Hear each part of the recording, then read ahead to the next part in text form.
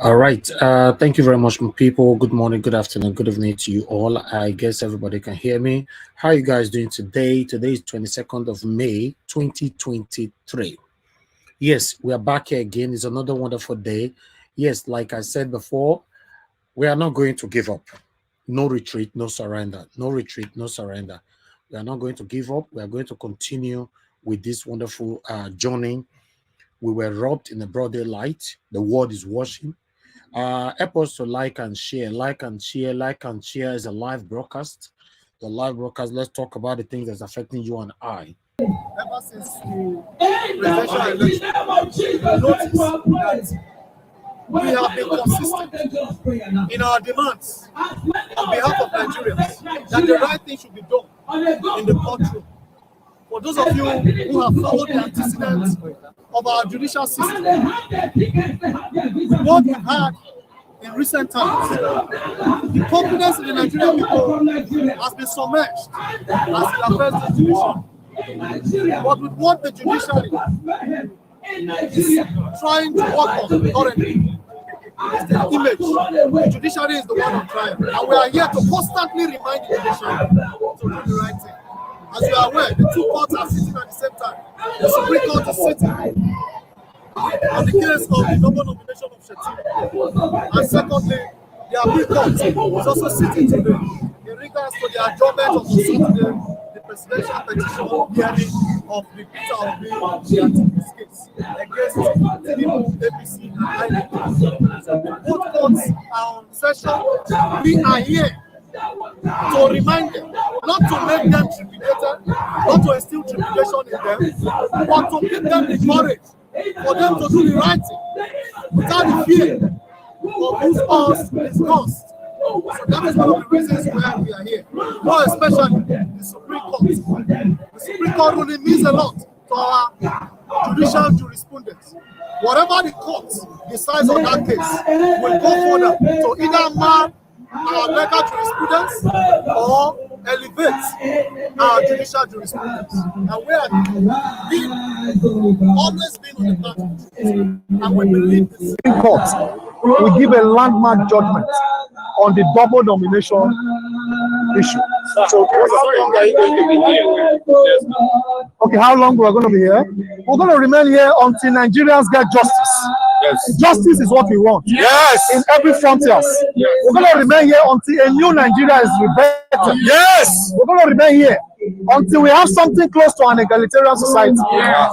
We are going to remain on the streets of Abuja until the right thing is done. Yes. We're going to remain here until our green passport within the Committee of Nations will become one of the best passports, international passports around the globe. We will remain here. That almost battered image of the Nigerian people must be redeemed, restored, undergo laundry for a true and a better Nigeria. Yes. While you were demonstrating, the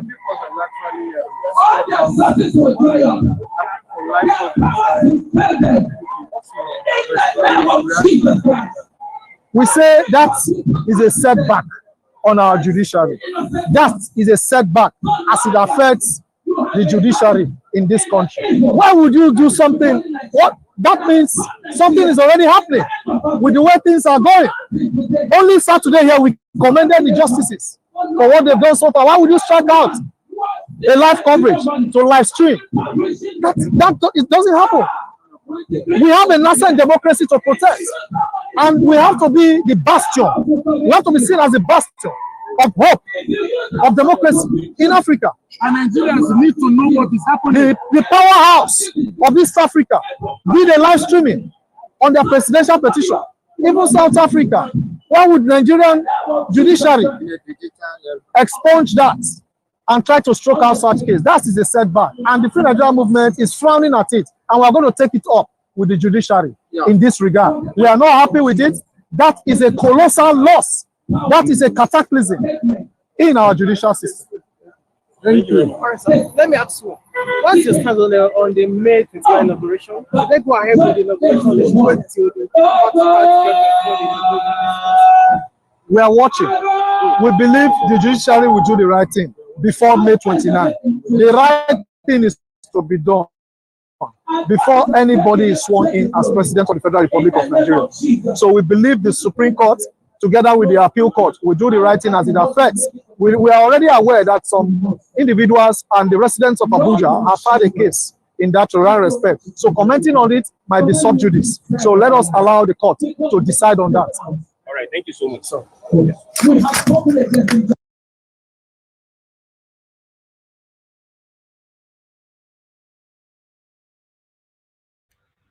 All right, guys.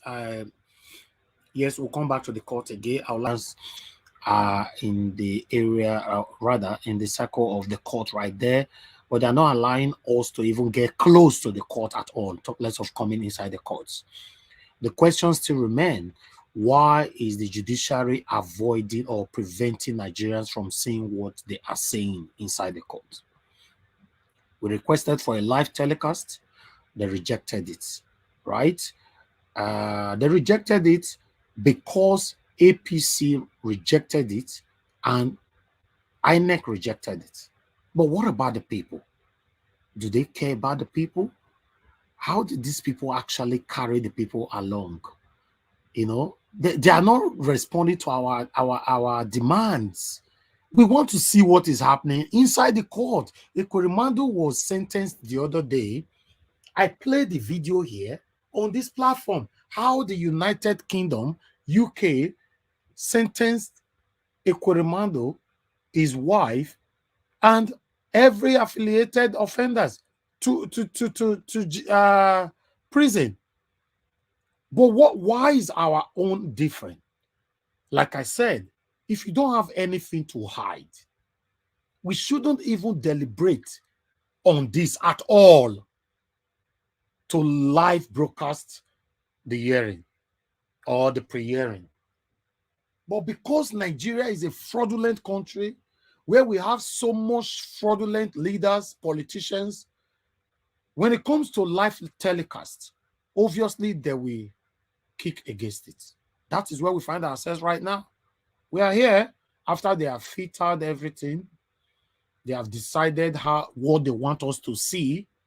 Later on, they'll come and give us update. It's just like throughout the campaign season, Tinubu did not grant any interview with any Nigerian media. Atiku granted only one, but it was an edited video. There was no live interview from none of them. The only one Atiku granted was a live edited video. Then they posted it. We started deliberating on it. Peter Obi was in series live broadcast. Series. We can't continue like Nigerians. What do you want? You are hindering yourself, your future, because of ethnicity. This man is from my village, or the pastor is whatever. Forgetting that you are destroying your future. You are destroying the future of your children. You will die. The decision you take today, your children will grow up to come and suffer it. Judiciary, all eyes on you. Yes, all eyes on you. Please make the right decision. We are not threatening you. We are telling you there is a global eyes on Nigerian judiciary. It's right there on the screen. All eyes on you. The world is watching. The whole world is watching, not just Nigerians. Guess what, guys? The famous actor, before we start listening to people, because we're going to go back to the court shortly, I'm going to continue to update you all. The famous actor, Ghanaian actor, John, is it John Domelu, or let me look at his name. Yes. John Domelu, yes. I saw the Yes, thank you. John Domelu, look at what John Domelu wrote about us. John Domelu said, it was reposted by Chimamanda Obi. John Domelu said, unquote, from 29th of May, 2023, pictures of a drug dealer will be on the walls of every office in Nigeria as president. A sad day for the West Africa. John Dumelo, Ghanaian actor. Not be me talk this one, Nana. And not be you talk him. The person we talk is not even a Nigerian. My people, do you know how much that we affect not just you or me, but us as Nigerians? Remember, even before this day, carrying a Nigerian passport, you don't have any single respect anymore all over the world. Quote me wrong. I'm not even saying that in Europe, all over the world, you don't have respect carrying Nigerian passports. So think of what this will cause to you as Nigerian, including you that is clamoring that you want APC back. Statistically, we came out 2 days ago. How many people that died in the regime of Buhari? According to the Buhari regime, they admitted that 60-something thousand people died. Right? 60-something, right? 60-something thousand people died in their regime. What a shame. Excluding military officers. Exactly. What a shameless people. Now, according to our own statistic, more than 2 million people died for the past 8 years in Buhari regime. More than 2 million. But let's work with their own figure. For Buhari and his satanic group of people to come out to say, no, you know, reach 1 million, now only 60-something thousand die. My people, what do you call that? If you are APC person, you are listening to me now, how do you justify that? What about if, for example, your child was amongst those 60-something thousand that they are admitted that died? Your son was in there, your daughter, your wife, your husband, your mother, your father, your brother, your sister, or maybe even you. You come on air to tell us that, no, the APC we want because you have your village person as a candidate there. Forgotten that nothing, absolutely nothing can ever come out of APC to be positive. Nothing. If Jesus Christ go to APC today to become president, APC, in fact, many of us will go against our lovely Jesus Christ.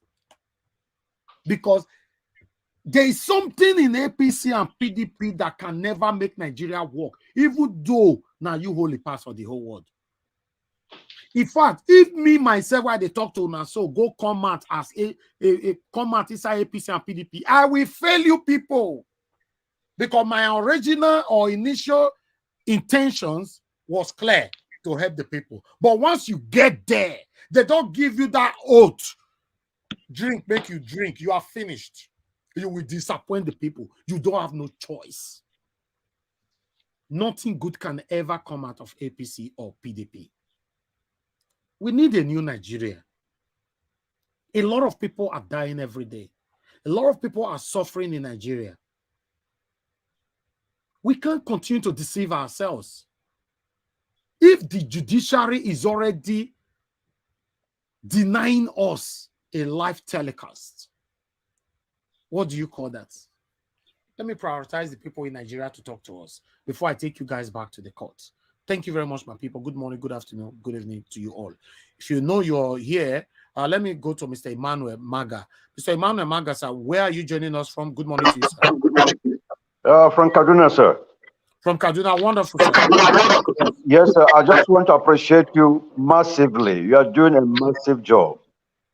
My wife is in the UK. I guess because of work, she's not able to join, but we're together, perfectly together with you. God will keep and strengthen you, taking over, taking upon yourself this movement, this fight. And we're going to win in Jesus' name. Amen. Amen. Thank you very much. Thank you. God bless you, sir. I'll come back to you. All right, sir. All right. Let me see. Okay, I believe Wilfred Nosa. Please tell us, where are you joining us from? Wilfred Nosa, can you hear me? Okay, it's obviously that POS there. Mr. Nusa Wilfred, you hear me? You Yes, hear me? sir. Okay, where you dey Yes. join us from? Where you dey? I'm joining from Benin. From Benin. Wonderful. Talk to us. What is your concern over this broad daylight robbery? Hello, sir. Can you hear me? I can hear you better now. So what is your take over the broad daylight robbery by APC, INEC, Tinubu, and all? I am not happy with it personally, and I am adding my voice to the voice of every Nigerian to make sure they do not prevail. Okay. Okay. Wonderful. But what is the preparation? What are you guys planning towards the 29th of May? Are you guys just going to fold your arms and eat pounded yam and egusi soup and sleep? Or what is the plan? What is the atmosphere of the Edo people right there? Here in Edo, we are not happy, but we are just waiting to see how everything turns out in court. We are waiting to hear how everything will turn out, and we are expecting, according to the agitation, that it's been made public, being televised publicly, so that we know what is going on in there. Okay. All right. I'll come back to you. I'll come back to you, sir, Mr. Nusa. All right. You can see that is our brother right there, Nusa Wilfred. He's struggling. He's already at work now. You guys can see that the work the gentleman is doing there is POS work. You see, government doesn't know if people like this exist. You know, if you find out now, he will have a wife, have children. He used the money to look after himself, his family, and others. The government failed us. This is a country where we have, still as we speak, we have 30,000 naira minimum wage. As we speak, 30,000 naira minimum wage. Tell me what 30,000 naira can do for the people in Nigeria. Many states are not even paying it to Mr. Elvis. Can you imagine? Can you just imagine? So the same thing that I stated earlier on about the live telecast, that is what Mr. Nusa Wilfred just stated. A lot of Nigerians are expecting to watch it live, the judgments. But APC and satanic Mahmoud Yakubu said never. Say no. They will not allow that. Let me see if we have another person here from Nigeria, joining us from Nigeria. Although, let me see. Chukonoso. Yes. Chukonoso, I'm not supposed to prioritize you as Nigeria again, you know, because you're already part of us. Yeah, of course. Good afternoon, Mr. Elvis and my fellow panelists. Yeah, it's really a sad day because I've already been able to see only one video. So from the court this morning, and yes, we know, and we were, of course, I was not surprised. We knew that these people, the Court of Appeal, was going to succumb to APC and INEC's request of blocking the live telecast. The truth of the matter here is that the court, just the way INEC supposed to be a neutral umpire, the court is actually a harbinger of justice, to serve justice. So they don't have any interest for blocking the live telecast. See, democracy is all about the people. Abraham Lincoln defined it. So the people, if you look at the definition of democracy, the three legs of definition, they didn't mention politicians. They didn't mention government officials. In the three legs of definition of democracy, it's all about the people. So as long as democracy is all about the people, it's really sad that the court is now playing the scripts that has been written down for them. So it's really sad. So are you aware that as we speak right now, the whole Nigeria, no video where you can see what is happening in I said since morning, since around 8 o'clock, I've been searching my YouTube. I only saw one video just about let me say about 1 hour ago before I saw the one you played on Niger Watch. So we really know that they were going to block that live telecast. But I think the protest the only hope we have now is the Abuja residents, because you can't protest in Lagos. If you protest in other part of Nigeria, apart from Abuja, it goes to no issue. The only protest that will be meaningful and that will carry weight is the one that will be done by the Abuja residents. And that protest should now be okay since you have blocked live telecasts with a tenable reason or without any tenable reason. That's not the problem. The problem now is that the court will have to now make a provision to accommodate as many Nigerians that are willing to attend the hearings. So that is the only. So the court should make a provision. Not so. According to Kenneth Okonkwo, it is a court, a court of law. COURT. It's not a secret court. CULT. So that is that. And look at Kenya. Look at South Africa. So really, that is where the direction of the agitation should be. So they must make a provision for as many Nigerians that want to come live to look at what is happening, because in the constitution we have the right. So they should they should look for a big hall. I think that is just the only way now. How can the court listen to APC, Tinubu, and the satanic INEC and disregard the demands of the people? Yes, that is why we keep saying it. Democracy is only once you exclude the people. They just like North Korea. Their official name is DPRK, Democratic People's Republic of Korea. But there's nothing democratic about North Korea. So we are Nigeria and North Korea, as far as I'm concerned, and as far as what the reality is concerned, we're not different from North Korea, Kim Jong-un's regime. So it's the same thing. So I want democracy just like the one of North Korea, because you are excluding the people. The people doesn't count. You've not won the people. So the people doesn't matter to you. So is it the lawyers or the lawyers of INEC, Labour Party, PDP, and APC, and Shetima and Tinubu that matters? They don't matter. P2B doesn't even matter. It only matters a little. It is we, the Nigerian people, that matters, because democracy is all about us. So if you exclude the people for democracy, you don't have democracy anymore. What you have is autocracy. So that is I don't know if you still give me more time to talk. Or you come back to me. Go ahead. Talk to us if you have more. So the ruling really is very sad, like I initially said, but I was not. It didn't come as a surprise to me, because what they pasted on Saturday on their door showed that they don't want any gadget, electronic gadget, and handset and what have you. It shows where the ruling will go, the direction of the ruling on Monday, and which they have done. So it's really sad, and what it means is that the court is now compromised, or they've at least they've told the whole world that they are now compromised. And the reason is because they are even, you see, they've not sworn this Tinubu in, and they can't even mention his name.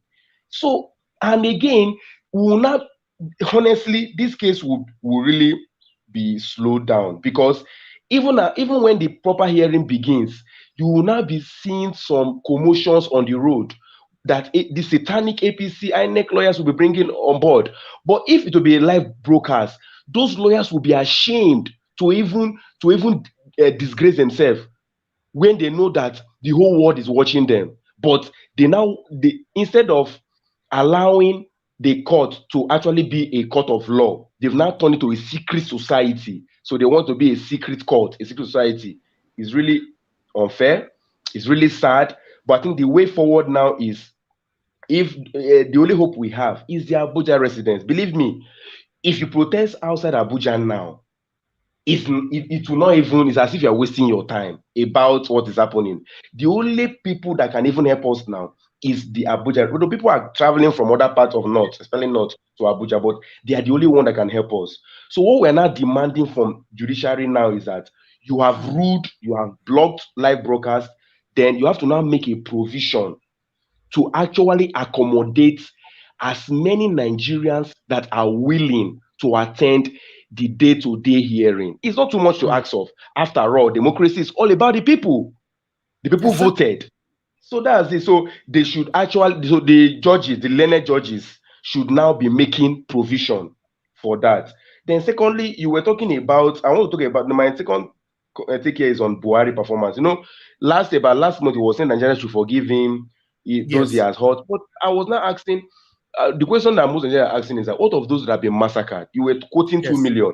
But even if it's not up to 2 million, I am very sure that in only Benue State alone, over 50,000 people have perished in Benue alone.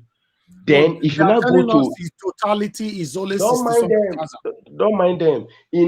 Just a few days ago in Plateau State, over 200 people have been buried in mass grave. Over 200 people just last week in Plateau.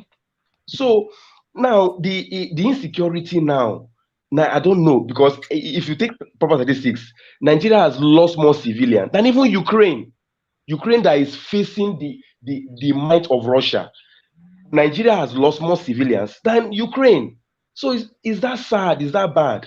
Now, not to talk about the military. Yesterday in my church, I have some members that are police, because they were even complaining that even Nigerian police are not accepting resignation letter.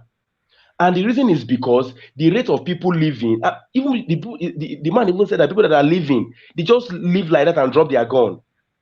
They are not accepting resignation letter, let alone Nigerian army. Because why? People are the rate of people leaving is now much higher than the rate of people entering. So really, the country is really in a dire situation. Is it the economy? Is it food? Is it unemployment? Is it poverty? So debt. Right now, there's man is complaining. They want to raise taxes again and VAT. So for me, I don't. For me, minus. I just really talking about what this swearing in will do to Nigeria. I think I don't even know. I really pity Nigerians living abroad that are carrying Nigerian passports, even we that are here, because I can't even imagine Exactly. how they will now swear this man in. The whole world knows. But it suffices to say that this is where America is culpable. This is where Chicago State University is culpable, because Chicago State University, for the past since David Houdini released his documentary on Tinubu's perjury certificates, since November and up till now, that state university should have held a press conference to clear their names. Yes. But as I'm speaking with you now, even the what is it called? Even the yearbook of 1979 set is missing, conspicuously missing from their library, from their record. Even David Houdini said that the team of the lawyer from that American law firm in Chicago went there and they couldn't find it. And up till now, the school, that university, it has left everything in secrecy. So really, it suffices to say that Tinubu's monetary influence has even permeated America and all that. So I don't know. But what I know is that, according to what that Maisa said, that I just got to Canada, I think it's now only a miracle that will be able to that will make us retrieve this mandate. Because really, if this live telecast went through, if it had gone through, then I think the case is done and dusted, because the judiciary, all the lawyers representing the satanic INEC, APC, Shetima, and Tinubu, they will all be under tension. Even the things they say, even the kinds of motion they will move, They'll make series of mistakes. Yes, mistakes. So even the things they will say, is it when they will be talking about the drug money forfeiture? So all these things they just want it to be in secrecy. Really, the only way forward now is the Court of Appeal must provide Nigerians, because it's our right. It's an open court, and it's a right of every Nigerian that want to attend to be admitted into the court, as long as you are you didn't come to cause trouble, you are peaceful and you are law abiding. So really, for now, it's really a big it's a big loss for us, and it's really sad, because they just want to turn everything into a secret court. Thank So you. Let I'll me rest my call and see who is calling in. Guys, in case you want to call in, this is the opportunity before I go back to the next panelist on screen. Hold on, sir. I'll come back to you, Mr. Emmanuel. 1 minute. Hello, good morning to you. Your name and where you calling us from? Hello, you have so much noise on your background. I can't speak to you. Oh, I can't. Mr. Emmanuel Maga, please go ahead, sir, if you want to talk to us. What I want to say is this. I know It's painful. I know it's distraughting. But 3 factors I want us to take in mind. Factors number 1 is the God factor. A situation like this that it seems helpless. God watches over the affairs of men, and his 2 rules over the nations of the earth. He says, why are the nations ganging up against God and his people? I remember telling people right from the word go, the moment our principal stepped out of PDP, I say, this man had won my heart. Yes. I told my wife, I said, look, this man has won our heart. I am a retired military officer. I've never voted. But this time around, I said, no, this man must get my vote. And going through his life history, it encourages me, it strengthens me more that there is hope for this country. And basically, I know it's not going to be easy for him. Even when he was the governor of Anambra State, three times he's the only governor that was impeached and won cases from Supreme Court 3 times, hands down. He's the only governor in the whole country that right from the time he left governor's office until now, they can't trace a single fault against him. And so I kept on, I said, Peter Obi is not an ordinary human being. It's not. If you joke fighting him, he will see you being buried. So I want us to be calm. Between now and the swearing in, we're serving a God of the 11th hour. Yeah. I want us to remember what happened in Bayelsa State.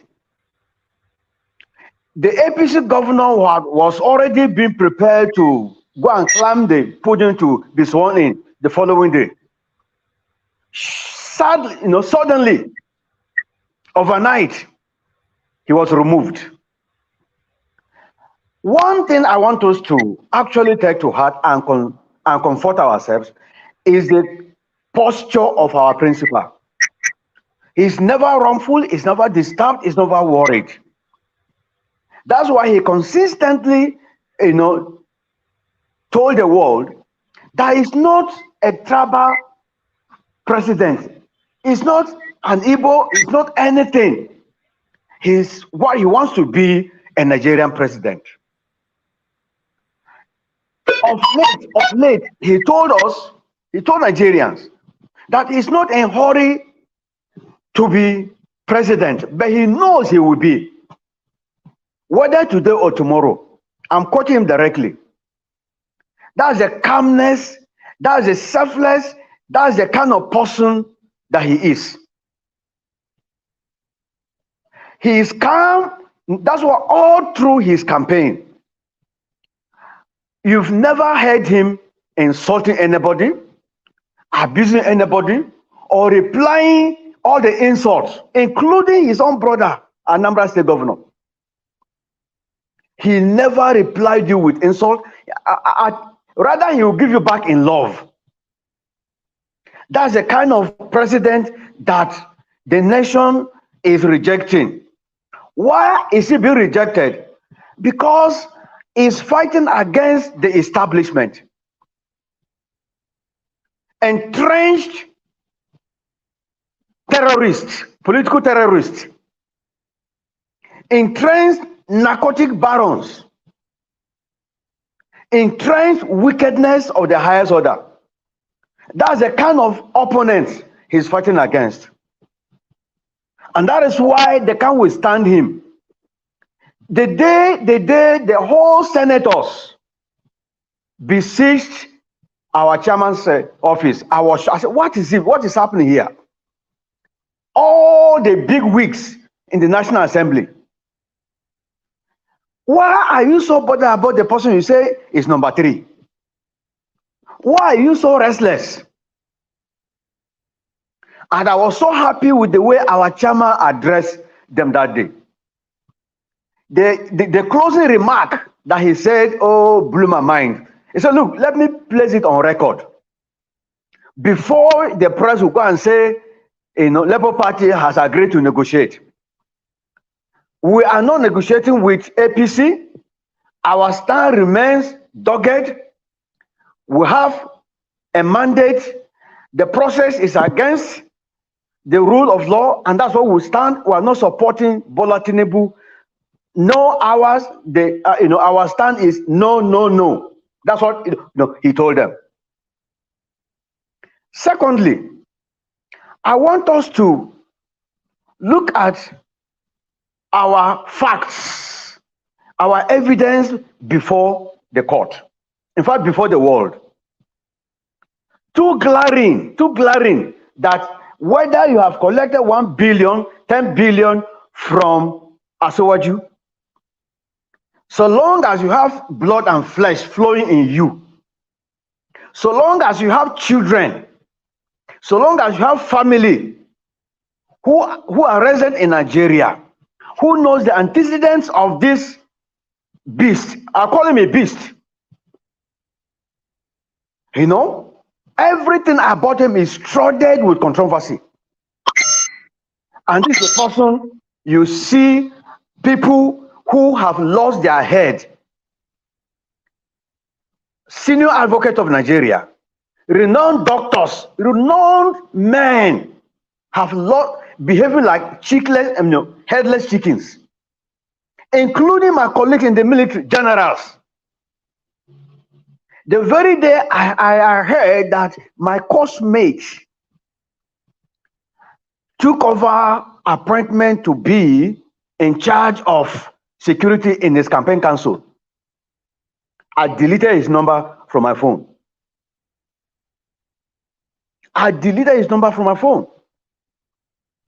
Now, the former Ekiti State Governor, Fayose, clearly told the world that Peter Obi is not ordinary, that is a political hurricane. They know themselves, they know it. I just want to encourage us, let's keep us voicing out. That's why I so much thank God for you. The wisdom God has given you, the courage, the patriotism, the nationalism that is in you has no match. And because of the caliber of our principal, whether I can see the case getting to Supreme Court, there's no doubt about it, it will get to Supreme Court. It will not end here. Let them do all the shenanigans. At the end, Peter Obi will be in that Aso Rock. How long is going to take? Let's just be patient. My Bible tells me that the celebration of the wicked is but short-lived. The celebration is going to be, but the disgrace is going to be so global that Professor Mumu Yakubu, his entire generation will not know peace. I've always said it, Buhari, his entire generation will not know peace. Indeed, Nigerian politicians, can I shock you? Just day before his day, a video was sent to me that during is it First Republic or Second Republic, when Governor Ifeanyi Okowa and this Minister of Labor, Ngige, and Ikore Madu, that Bill Gates wanted or have, of course, paid for the organs of Nigerians through a cartel in the US, spearheaded by Bill Gates, to purchase all the organs of Nigerians. And he paid for that 6.2 billion to National Assembly to approve of that. And Ikuremadu presided over that bill. The motion was introduced by Ifeanyi Okowa, the Delta State governor now. And in that meeting, there was this doctor, I've forgotten the doctor now. He was in charge of private medical practitioners in Nigeria. A mega meeting was called in General Electric in the US, where they will harmonize and conclude every matter. As we speak, sir, every organ in your body has been purchased and bought. You don't have any legal right again as far as Nigerian constitution, Nigerian law is concerned. Every organ in your body, Bill Gates has paid for it.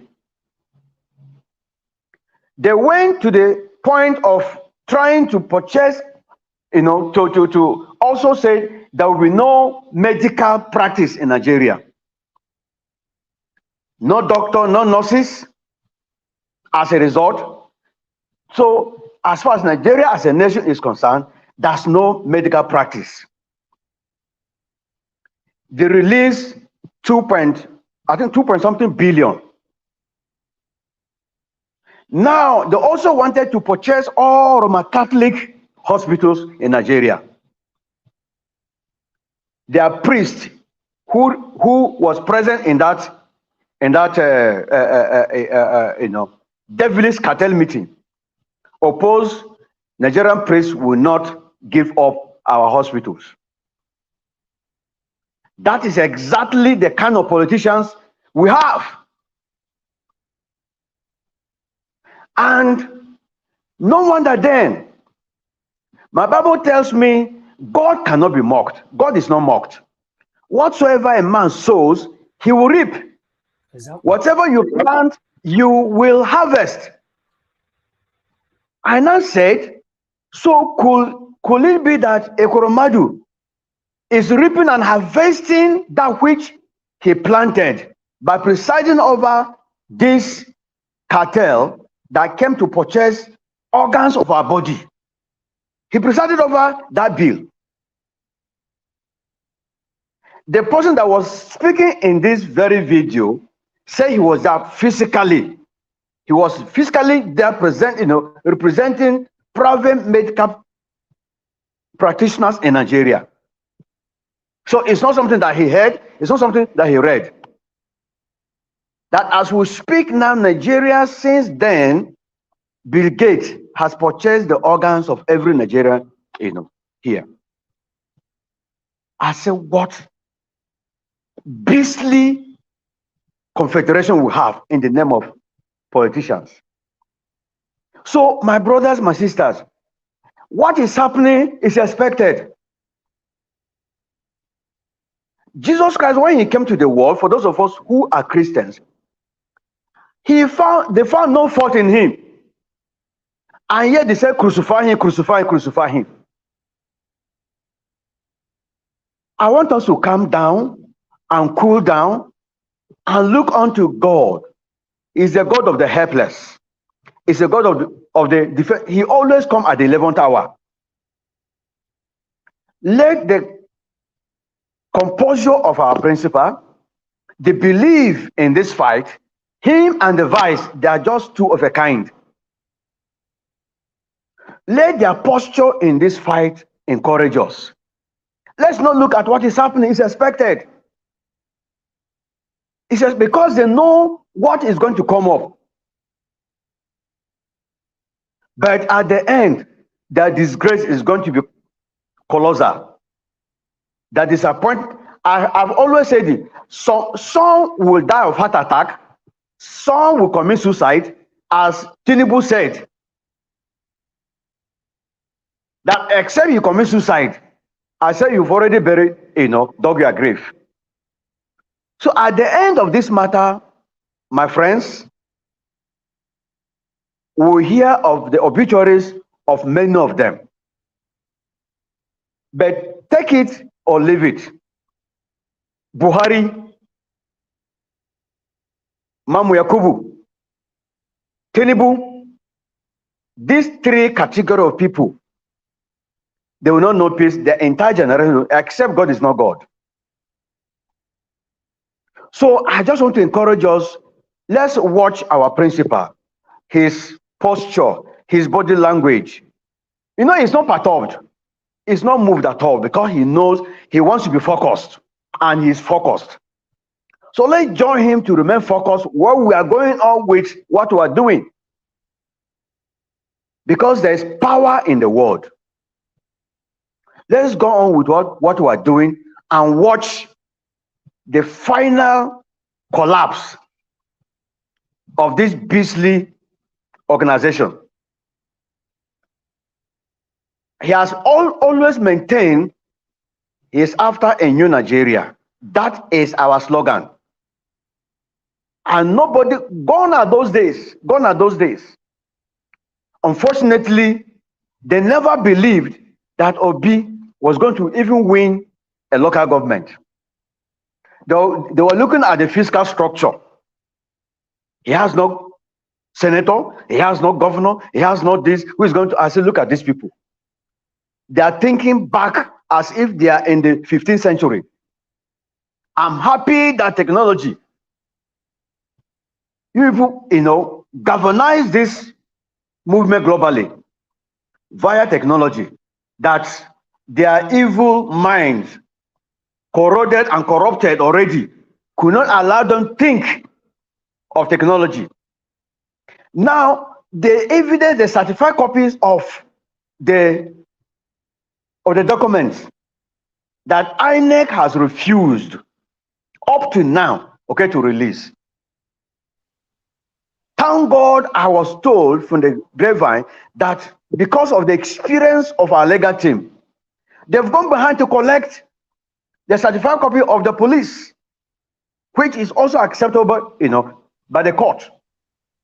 Very correct, sir. Sir? I say you are very correct. God bless you, sir. So with that and the experience of our legal team is another plus for us. Remember, he was the one that sent APC packing in Oshun. He was the one. So they knew him, they know him. They know him. The same and Olanik Pekun, they were together in that Oshun case. He beat him hands down. So I want to believe also another comfort and another strength for us again when we look at our legal team with the facts available. Thank God the tribunal court, what's his name? The head told them they were not going to work on technicality, they're going to work on facts. And it's only the facts that we have. I remember right even before the election, this Michael Ejini, the former rec of Akwa Ibom, continually saying it that 25% of FCT is like a compulsory question in an exam. He kept on telling Arash TV time and time again that you can win 35 states.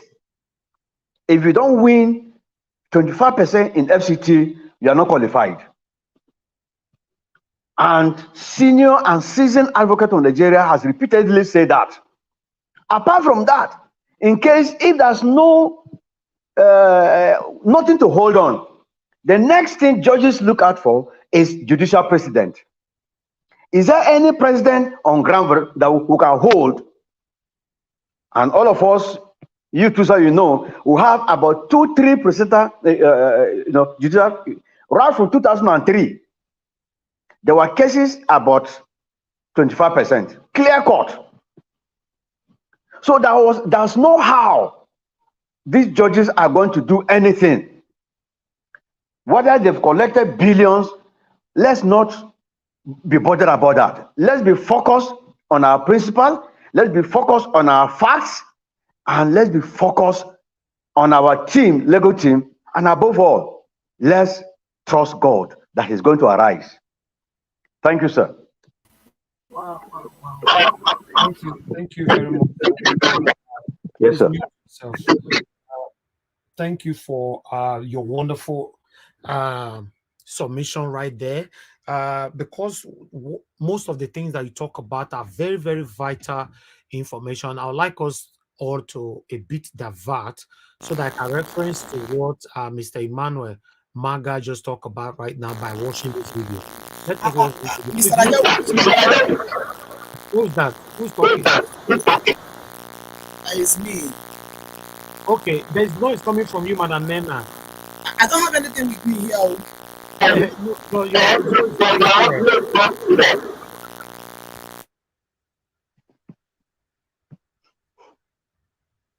Mr. Emmanuel, stay muted.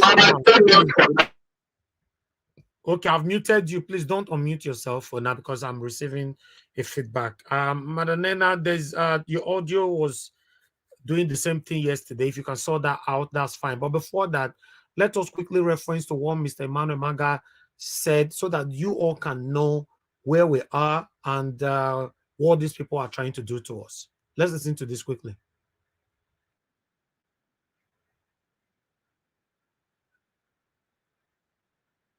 International organ trafficking cartel.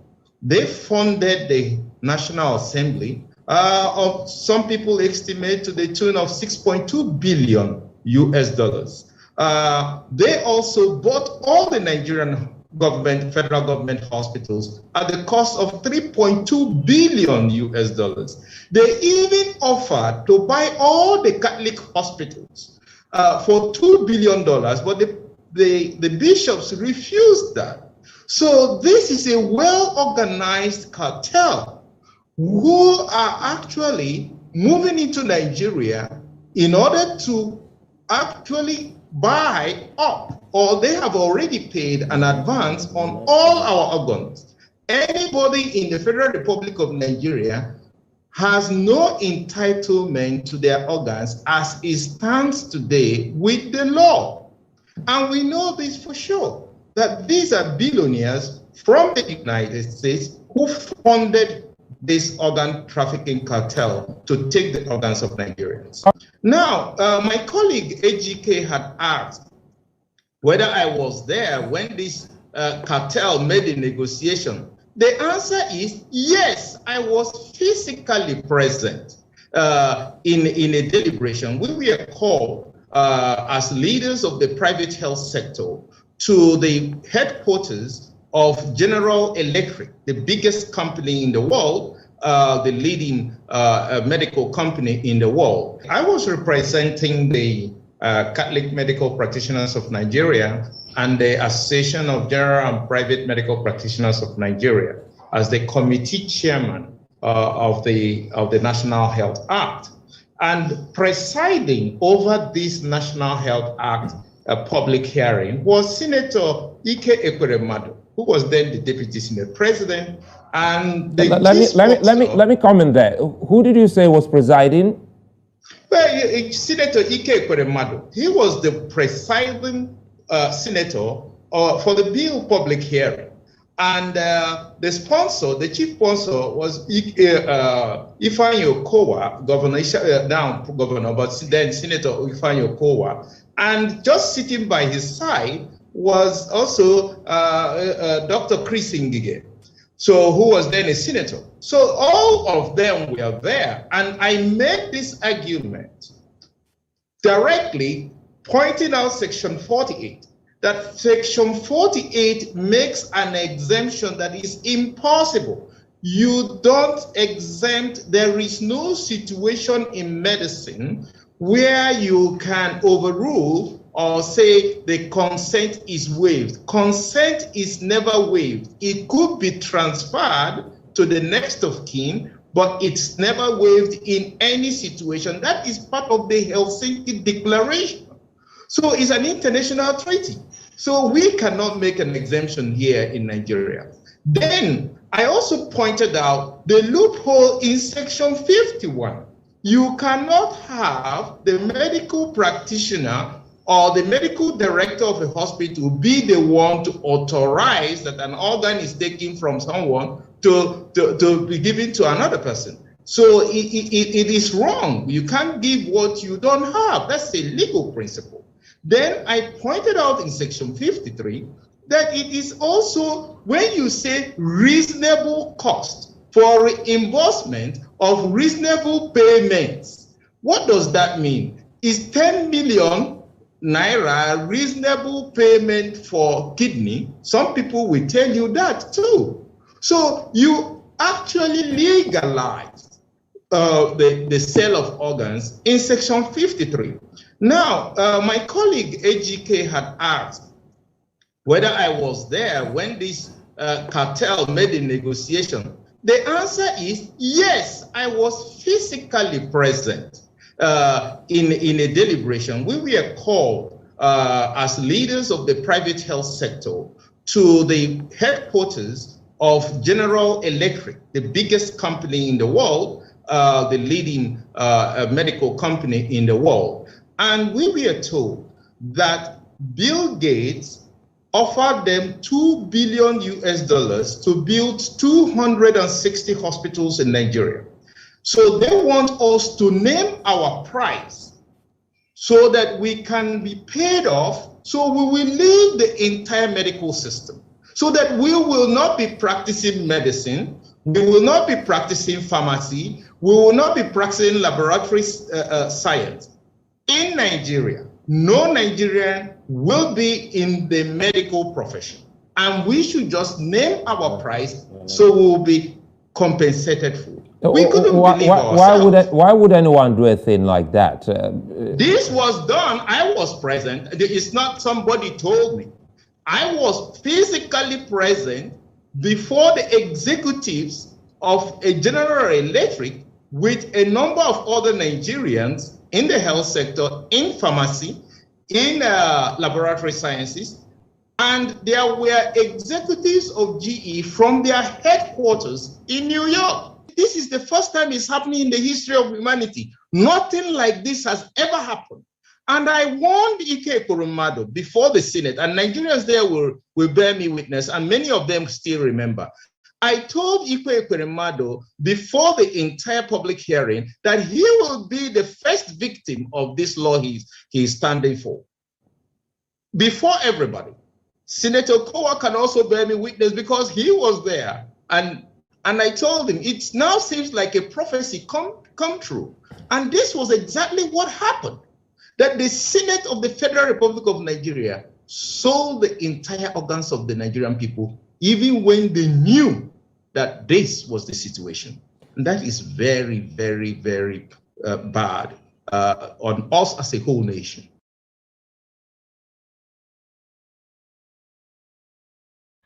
This is a shocking revelation right there. Very, very shocking revelation. Thank you very much, Mr. Emmanuel Maga, for drawing our attention back to this. You know, yeah, Mr. Evis, please, can I make comments? Yes, sir. Go ahead. Yeah, I am, though it's the first time I'm seeing the video, but I'm not really surprised.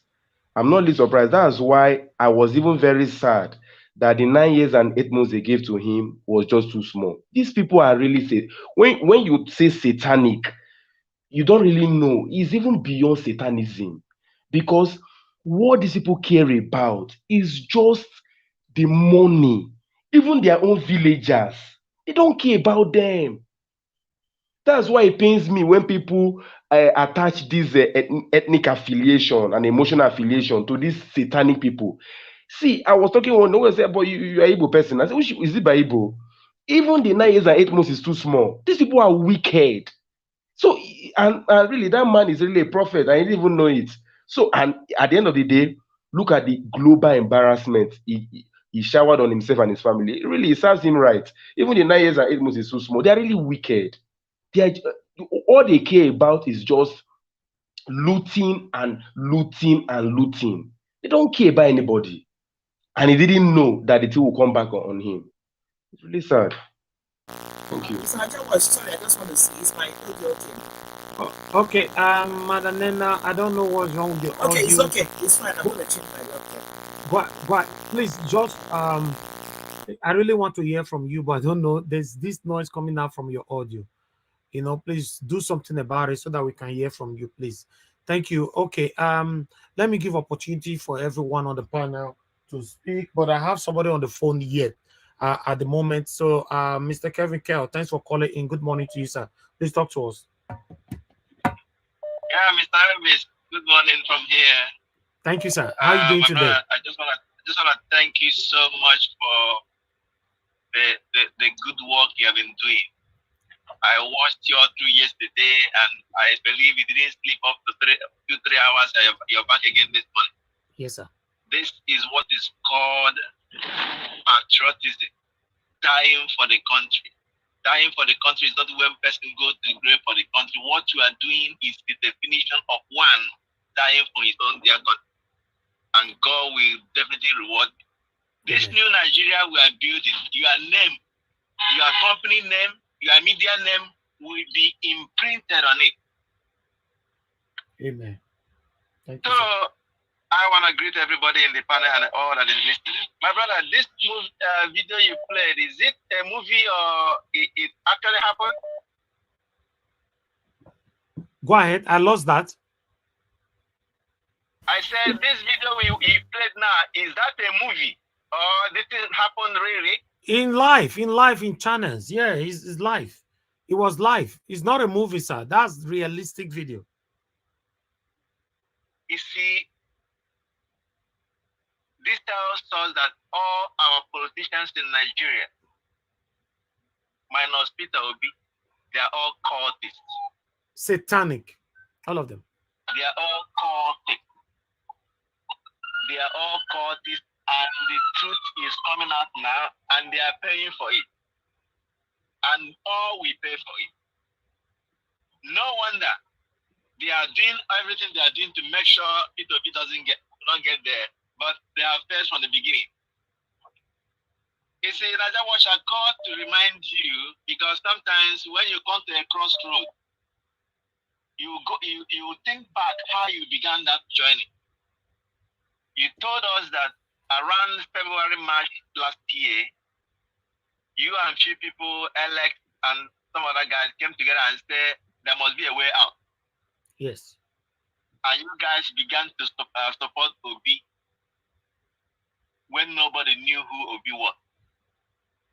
Under 9 months, that has become a formidable movement that produced an elected president of Federal Republic of Nigeria, produced 8 senators, produced over 37 lawmakers, federal lawmakers, produced almost 90 state legislation. That tells you that that movement is divine. So when we look at the shenanigans that is going on now, just to reclaim the mandate we won, how you will solve that question is for you to think from where you started, right? When you know from where you started and the success you have achieved in that struggle, that tells you that getting our mandate is a walkover. Everything that is happening now is going to be part of the great history of the new Nigeria. It's not going to be easy. Just like the last speaker has said, let's look at the body language of our principal. That is all that matters in this struggle. Because he is the one in front. He is the commander-in-chief in front. Let's not be perturbed by what the APC, the court system is doing. We will get this mandate back. I want to let us know that what makes a country is the army of that country. What makes a country is the army of that country.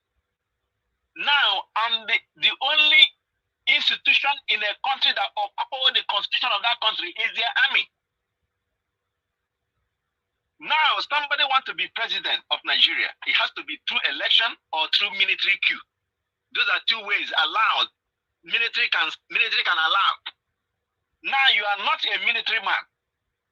You now organize a civilian coup.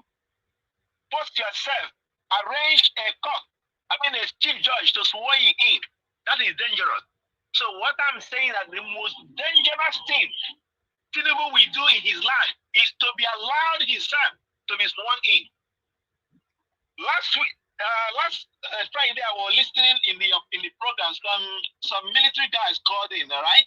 Yes, they joined the broadcast. Yes. Good. They joined the broadcast, and that tells us the mindset, the expectations of the military. Naija Wash, I want to tell us this. Two things will happen between now and Monday next week. All we need is to get a federal high court judge in any of the 36 state of the federation to give us a court injunction on Friday night, and the May 29 will be put in the dustbin. I don't want to tell the detail how this will happen. All we need, federal high court judge in any of the state in federation to give us a court injunction, and May 29 will be put in the dustbin. Number two, you see, in this struggle, there may be time to come out and do the real protest. When that time comes, let me tell us, whoever, if they organize an Owambe as a party to put Tinubu in, that's what I call it, an Owambe. Now, when protests come, who will he roll out to go and call the protest? Is it the area boys? Does he have legitimacy to command the military? The answer is a capital no. No. Why we have not gone on protest is this. Let me break this color knot here. Buhari has the legitimacy as commander-in-chief to bring out the military and quell protest. But if they do an Owambe and put Tinubu there, it has no legitimacy. Military will not listen to him. When I say military, I don't mean the chief of army staff. I don't mean all these big organs, those generals. Those are not the army. Those ones are politicians. What the armies are those men, those guys that come into this program last week. Those are the Nigerian army. Yes. Those are the people you bring out. They will not take command from a criminal. They will not take a command from somebody who is not constitutionally elected. Military protect the integrity and sovereignty of their country, which is the Constitution. That is the interpretation of what that was saying in national TV. If you swear in Tinubu, you have told army that you don't have a constitution. Swearing in Tinubu is like me and you, I or you, Naija Wash, to organize ourselves and now say we are the president of Nigeria. How can I tell the military to come out? How can I command the military? Nigeria is playing with gunpowder, and it will only happen on the head of all these politicians. I think what is happening may be good for us, so that we can summarily send all these people back to their maker. Are you telling us that on the 29th, Tinubu will not be sworn in? I said two things, Naija Wash. All we need between now and Friday is to get a federal high court judge in any of the states to give us an ex parte order, and the May 29 will be put in dustbin. If that doesn't happen, if they mistakenly organize an Owambe, I call it an Owambe, not an inauguration, organize an Owambe and put Tinubu there, that will be the most dangerous risk Tinubu will do to himself in his 89 years of life. Okay. I said okay. Yes. So that May 29 is not possible. If they try it, is an Owambe. Is an Owambe, and that will mark the summary end of all of them. Naija Wash, thank you very much.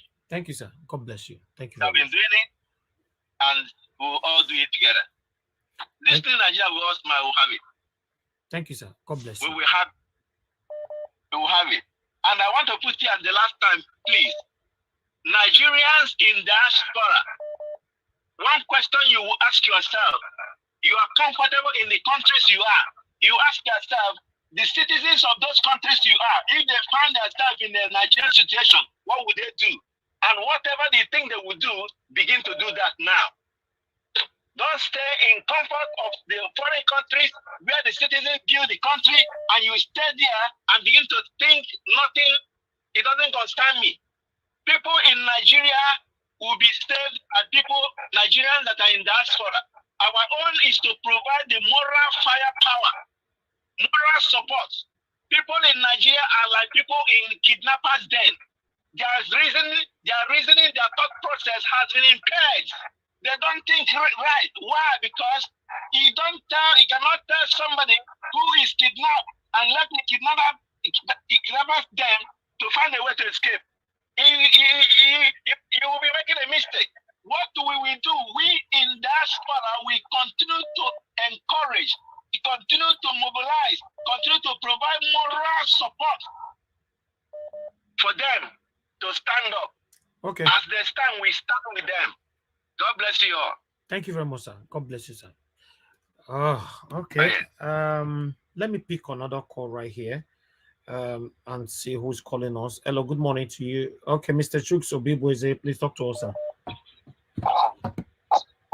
Yeah, good afternoon, Mr. Elvis. Yeah, good morning, good sir. afternoon, the panelists and those watching us. Quick one. I just want to please tell you to, announce this so that everybody will be aware. There is a lot of traffic of scammers on your Niger Watch now. They call people, they tell them you want to organize meeting, they do this and We've that. announced that so please, many times. We've announced that so many times. Anybody that is speaking, no, I cannot continue, sir. I have told people don't be picking people's call. I don't want to have a dick over that, please. And we all are adults. Why are you picking random calls? Scammers everywhere. You pick random calls. The number that is not saved on your phone, you are picking it. Then is what you are looking for. If I want anybody to come for a meeting, I will announce it, or any of my team. As long as you don't hear on a live broadcast, you don't need to bother yourself. Please. If anybody want to pick anything, they want to be scammed, it's up to them. I cannot really, because we'll be announcing this for the past 2 years. Instruction is the biggest problem we have with some of our Nigerians, man. Yeah, for picking calls, and like you said, where I will blame them is telling them about meeting, organizing meeting. There's never a time you announce that, but for picking calls, you don't have to pick only calls that is on your phone. That being said, I just want to contribute on the, what is going on. Nigeria has been a problem, and we all know it. The video you showed, when I was listening to that video, just like the last caller asked you, is that a movie or what? I see that as a movie, because I can't believe that, actually legislators can sit down and discuss that kind of a thing. Until now, I still never believed it. Even though the source is, credible. It's what we, where we find ourselves, and the only way to come out of this is, what we're doing, continuously putting pressure on these people. I'm not gonna tell you that, like the last caller said, that there's anything injunction is gonna do to stop this. If we're saying that, we're just deceiving ourselves, okay? Because this government never obey court orders. How much more the inauguration? They will see that as bridging the constitution. So that I put that aside. But we can do much by making sure that we stand upright and say no. We need to stand tall and say no. Even if it is not on the inauguration day, because I wouldn't want anybody to die for this. We do it before then, or as soon as he come to office, because he has no legitimacy. I keep saying this here. He has no legitimacy. He can't control nobody. He can't. Even his ministers, he will find it difficult to control them because they know how he got there. Everybody knows. And that is why this Western world, they are running around because they want to milk us through him. Because they know he has no legitimacy. So everything he's doing is frustrating. So one thing I am asking people is to remain resolute. Don't give up. Don't give up. We are more than them. And as far as we are more than them, we will defeat them. He has no legitimacy because by the time he will start struggling with his legitimacy, everybody will disobey him, and we get our mandate back. And I think that is the only way we can succeed in this. Let us not be fearful of him calling the judiciary or not. No, when we determine they can't stop us, the fear in people right now is because Buhari is legitimized. He is handling this government because we gave him the mandate. But this one, we all know that we didn't give him the mandate. And upon that, we will start to claim our mandate. Thank you. Thank you, sir. Thank you very much. Thank you. All right. Good afternoon to you. Your name. Don't. Why are you calling with a video call? I don't know what's your problem. Sometimes you guys, I don't get you. You are calling us with a video call. We don't need that right now. We are live. You're calling us with. Are you APC people? Hello, Mr. Bright Semota. I'm trying to return your call back. Good afternoon to you, my brother. Talk to us. Hello. Good afternoon, Nigeria Watch. Can you hear me? Yes, we can. Go ahead, sir. Okay. I greet everybody in the house, and thank you for hosting us today. I just wanted to, make a submission on some of the videos that you played on your channel. Yeah. As regard the issue of the organ harvest and also the judiciary on our mandate. You see, maybe some people we maybe know me now on this channel, like maybe this guy, whenever he calls it, or maybe he gives negative impression on what is going on. First of all, if you want to know how things work in an environment, you have to first of all have your interest. You gather interest for whatever is going around, what is happening, the mind of the people, then the action of the people will tell you that there is going to be a light at the end of the tunnel. You see, Nigeria is far gone. We should not be deceiving ourselves and saying there is hope, there is hope. The reason why God destroyed Sodom and Gomorrah in the Bible, if you go and read your Bible carefully, you will see that most of the things that happened in the time of Sodom and Gomorrah, more of that have happened in Nigeria today. More of that. So that automatically said that the country is doomed. You can see where senators gather and decide to set their on behalf of the citizens. Then you tell me that those people, they are not working ahead of time. These people are working ahead of time. They have allies everywhere. These are not people you sit down and you say you want to pray and pray and pray. And you have forgotten that the same Christianity was given to you by these people who are also coming back to come and, recolonize you through your politicians. So until we know ourselves and know where we are coming from, we cannot solve our problem. Because Nigeria is so divided, especially with the religion issues, it does not make the people to understand or to come together in oneness to have their action put forward. This issue of Obi, a lot of people voted for Obi, whether Muslim or Christian, not South. But the problem is for them to gather up and say, okay, we have to charge the government actions. It's difficult because of ethnicity, religion, political affiliation. It becomes difficult. But if you come to the Western world, for example, people easily go to the streets whenever something is not on their side because they don't have this religion madness in them.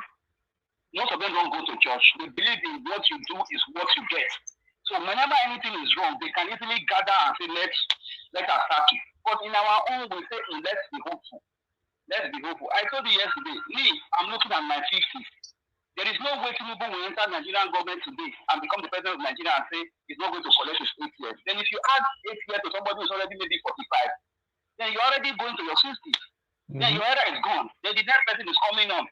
So the system will remain like that until the people have a rethink of what they want. Because there is no way you can believe in a judiciary system that somebody who gave a mandate of a governor of the gubernatorial the governorship election that was held in Adamawa, giving someone else who did not win the election, was giving the person to be the winner. And now as we speak today, Mr. Nigeria, that man has not been brought to book in the same Nigeria. He's still moving around. He has not been arrested. Then the same Nigeria, somebody took accountant general took billions of money. As we speak, nothing is happening. The same Nigeria, Boko Haram they are being infiltrated into a Nigerian army. Nobody is talking about the Lekki massacre. There was a judiciary panel that was made to look into it. How did it end? So we all know all these things. All these things are just role play. The issue of let us go to America, let's be happy. They have already cancelled their visa, so they are not going to be going to America. Is it now that you are supposed to be thinking of that? If our country is good, what are you doing? Is it that when somebody says somebody is not going to America, can't the person go to somewhere else? No, because by the time you are bringing this Western power into the sovereignty of compromising your democracy, it's as if you are still under colonization under these people. America is not supposed to be the one giving us hope for our democracy. We are supposed to change our democracy ourselves. It's not every time it doesn't get it right, we say, even the foreigners that came to monitor the elections, they will fight for us. Indirectly, you are still telling yourself that you are not sovereign enough. You are still being kind of colonized. These people will always have a way to change your system for you because you are still not mature to say things the way you are supposed to say things. So the whole thing is still very, very shabby. Because what we are supposed to be saying now, whether we like it or not, and I will say it, Tinubu is coming on from the weeks of now, will come, he will be there. What we are supposed to be arguing about in this forum is what do we do? What is going to be the next action? Because it was the same thing I said when we did the presidential election. I called into your channel and said, they robbed us. We now said, okay, we will get them back when it comes to the governorship election. And I still called in your station and said that no, these people will still rob you again. And they did the same thing in Lagos and everywhere. We all saw it and we couldn't do anything. Now we are in the judiciary system. Now today they will say this one. But is it not obvious to everybody that the election was robbed? All those judges in this panel, are they blind? Are they not Nigerians? Are they not suffering it? Or did they come from America to decide the case? No. These people are there. They know what is going on. So you don't need anybody to tell you because they are not patriotic. Because when you are patriotic and you want to save your country, you will do whatever it takes to get your country back and put it in order. Everything in Nigeria has been compromised. INEC has been compromised. INEC is now even a candidate in elections. It is no more an umpire. It's a candidate. Whenever there's an election, not that INEC is also participating in the election. The police, the military, PM is a police. Even the CBN governor was almost he bought from for the APC for the president. So tell me, a country like that, how is it going to work when the people don't take the vote by the home? Nigeria is in a state of an animal farm until the revolution takes over. From that, the people take cover and say, yes, we want our country back. These people will never, I will repeat, they will never give it to you on the ballot box or through the judiciary or maybe through a written agreement. They will give it to you. People have to fall. There have to be a kind of, there maybe so and so thousands of people died because they wanted to get their country back. If you don't do it that way, you will not get the country back. Thank you. Thank you very much, my brother. Yeah. Thank you for coming in. All right. Some people believe that Nigeria can still work, while some don't believe Nigeria can work again. You know, at this particular moment, I still have strong belief that Nigeria can work again if we can get our mandate back. Yes, let's wait for the final judgment before we take it from there. Let's take on this short video on the plight of Nigerian women over this 29th of May, you know, around the corner. Let's take this. That we serve. That is coming to take it for the devil. And choose deliberately. To make wickedness. On the people of Nigeria. Send your assignment. That one. Arise. Swallow them. Pray against my news. swallow them. We are against Mahmoud. We are against Mahmoud. We are against Mahmoud. Arrest and swallow them. Arrest and swallow them.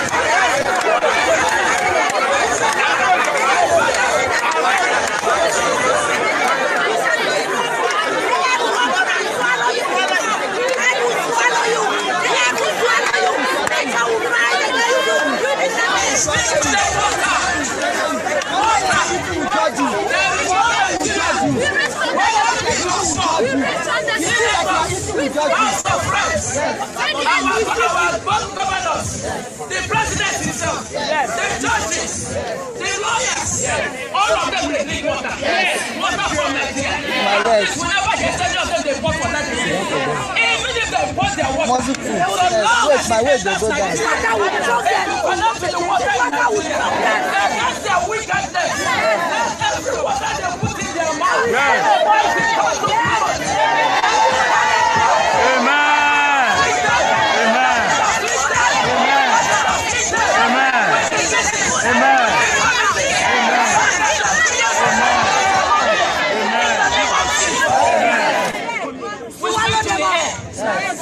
We speak to the air. Yes. All of them they breathe. Yes. Whether the air condition. Yes. At least they come out from their house. Yes. So the air somehow touches them. Yes. We say all of them that will rise against justice in Nigeria. All of them that will say no to this. Let every air that will their body. Let it turn to fire. Amen. Amen. Amen. Amen. Amen. Amen. Hey. This is very, very sad. Very, very sad. But let's take on the other, the protest that did yesterday around the court as well. I think, no, this one was on Saturday, but let's quickly recapitulate on it. I actually changed my laptop. I think there's something wrong with one of my laptops, so I switched to laptop. I think it's, yeah. Okay. So I need to go It's better now. Okay, talk to us. Yeah, I don't really have much to say for now because the video that about the organ honestly speaking, I saw that thing last night. It gave me chills all over me. Like I was watching this and I'm like, wow. So this is how bad Nigerian situation. This is how much we have. A lot of revelations are yet to come out, and it really broke my heart.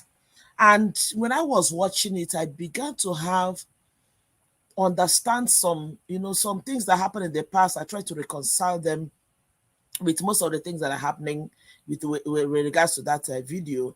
When the man was talking about the organ thing, I began to think about Ike Ekweremado's connection with the renal department, or the accusation that he took money that has to do with kidney department of UNTH, and him promoting the bill on organ trafficking in the house and everything.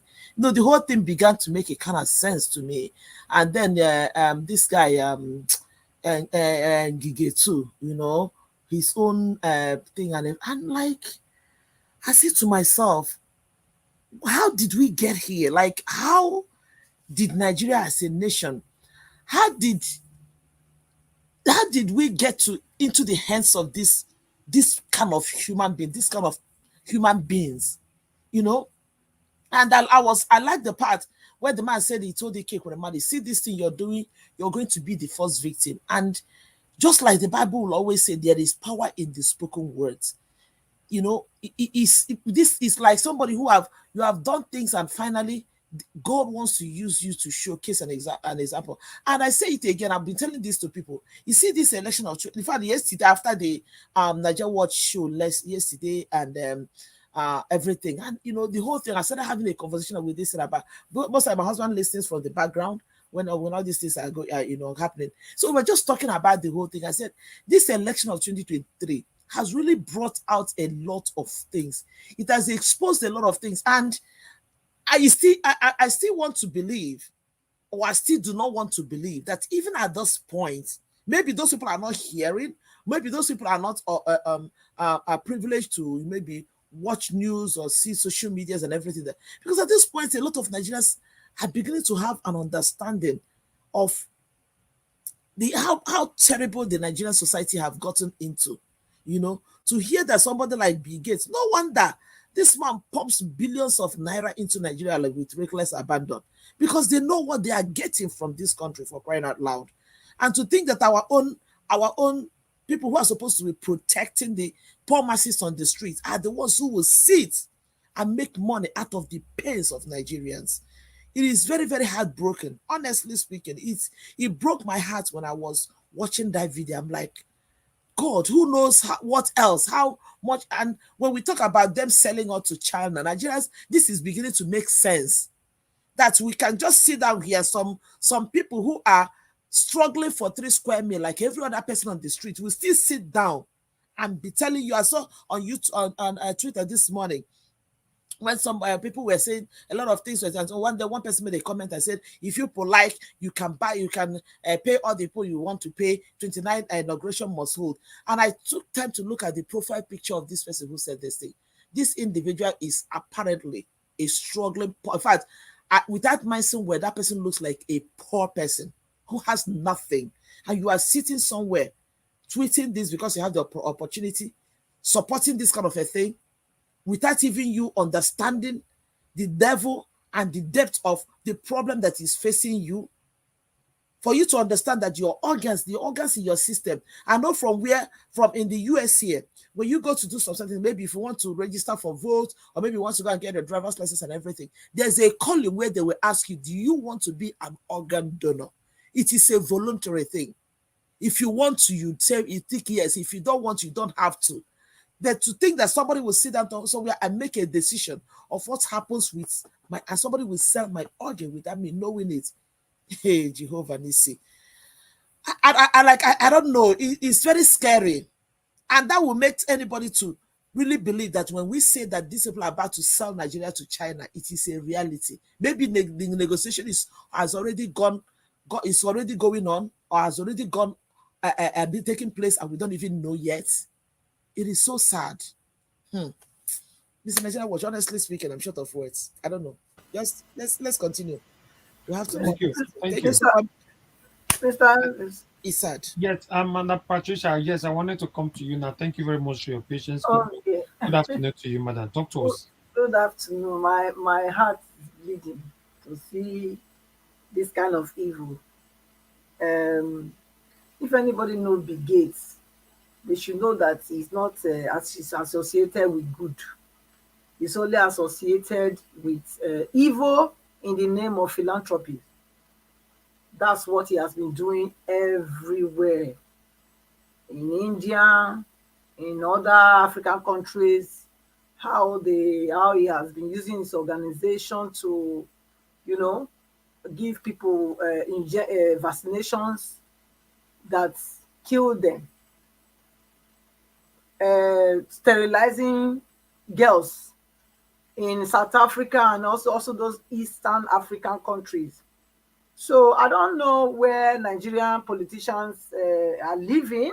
It seems they live really they are a baboon and they live in a zoo, because these informations are all over. Nobody can say they don't know this philanthropy, especially these Bill Gates and Melanie, foundation, So they have committed a lot of havoc everywhere. And to imagine, to come to the terms that our lawmakers, they are not are they not informed? I don't understand it, or is it or merely the greed that is blinding? Of course, they say bribe blinds the eye. The Bible says so. So I believe it's the greed that blinds their eyes. I don't think they will say they were not informed. They were very informed, and because of their wickedness in their hearts and the gain that they will get, they decide to go on this wicked route. But you see, the word of God never fails. Never fails. He says, heaven and earth shall pass away, but my word remain forever. This is just a signal, a sign for you to know that don't play with the word of God. Yeah, he planned to be organic. He already collected money you know, Okowa, Ingige, and Ekweremadu to harvest the organs of Nigerians without their consent, you know. So, and now look at Ekweremadu. He is going to be the number one person they are going to harvest his organ. I can guarantee you he will die there. Mark my word. He's not going to come back. 9 years or whatever they gave him, Ekweremadu is going to die. They're going to give him something that will kill him, and they are going to use him. So they are going to practicalize that thing on him first. So it is good. The wicked, I say, continue to do wicked. The good, continue to do good. Because whatever you sow, you will reap. And coming to the protest going on there now, I don't know whether we can continue to submit that because you said you wanted to go back to the court. Is it okay? I continue? No, we're in court. This is what we can see. This is live. Okay, yeah. So I thought what you are watching now is live, but it's just like I muted it. Okay, so I can. Yeah, go ahead. Okay, like the protesters there. Yes, they are making great impact. They are making great impact. This is what we want to see. We want to see that, and we want to see it everywhere. I know somebody came and said, you know, it's only Abuja that will make sense this time, but I don't think so. I don't think so. It's a little spark, you know, is what's evolved into a great fire, you know. So even in other cities, other towns, they should go out. Our vote must count. They should go to the courts, you know, like I said before. They should go there. Don't let anybody deceive you that your voice will not be heard. No. The fire the heat need to be in every city, every town, every village in Nigeria, so that they know, so that they will know, sending a very strong signal that our vote must count. We did all that they asked us to do. I know how many ethnics, even during the collection of the voters card, in Lagos, particularly in Lagos, if your name sounded not a Yoruba name, they make you to go back and forth, back and forth, back and forth. Some of them could not even collect their voters card, and yet they made them waste their money to be going. They stayed there hours under the sun, under the rain, and at the end of it all, even the ones that still collected, they voted. And now you are telling me our vote will not count? You must be joking. Like like I'm saying is that Nigeria, you know, and Nigerians must know that we cannot accept this impunity. We can't accept it. Tinubu must not be our president, and he will not be sitting there. And I love the submission of Mr. Emmanuel, you know, who said we should know. He gave 3 key points. I would like to also, emphasize on that. Know that we have the God element working with us.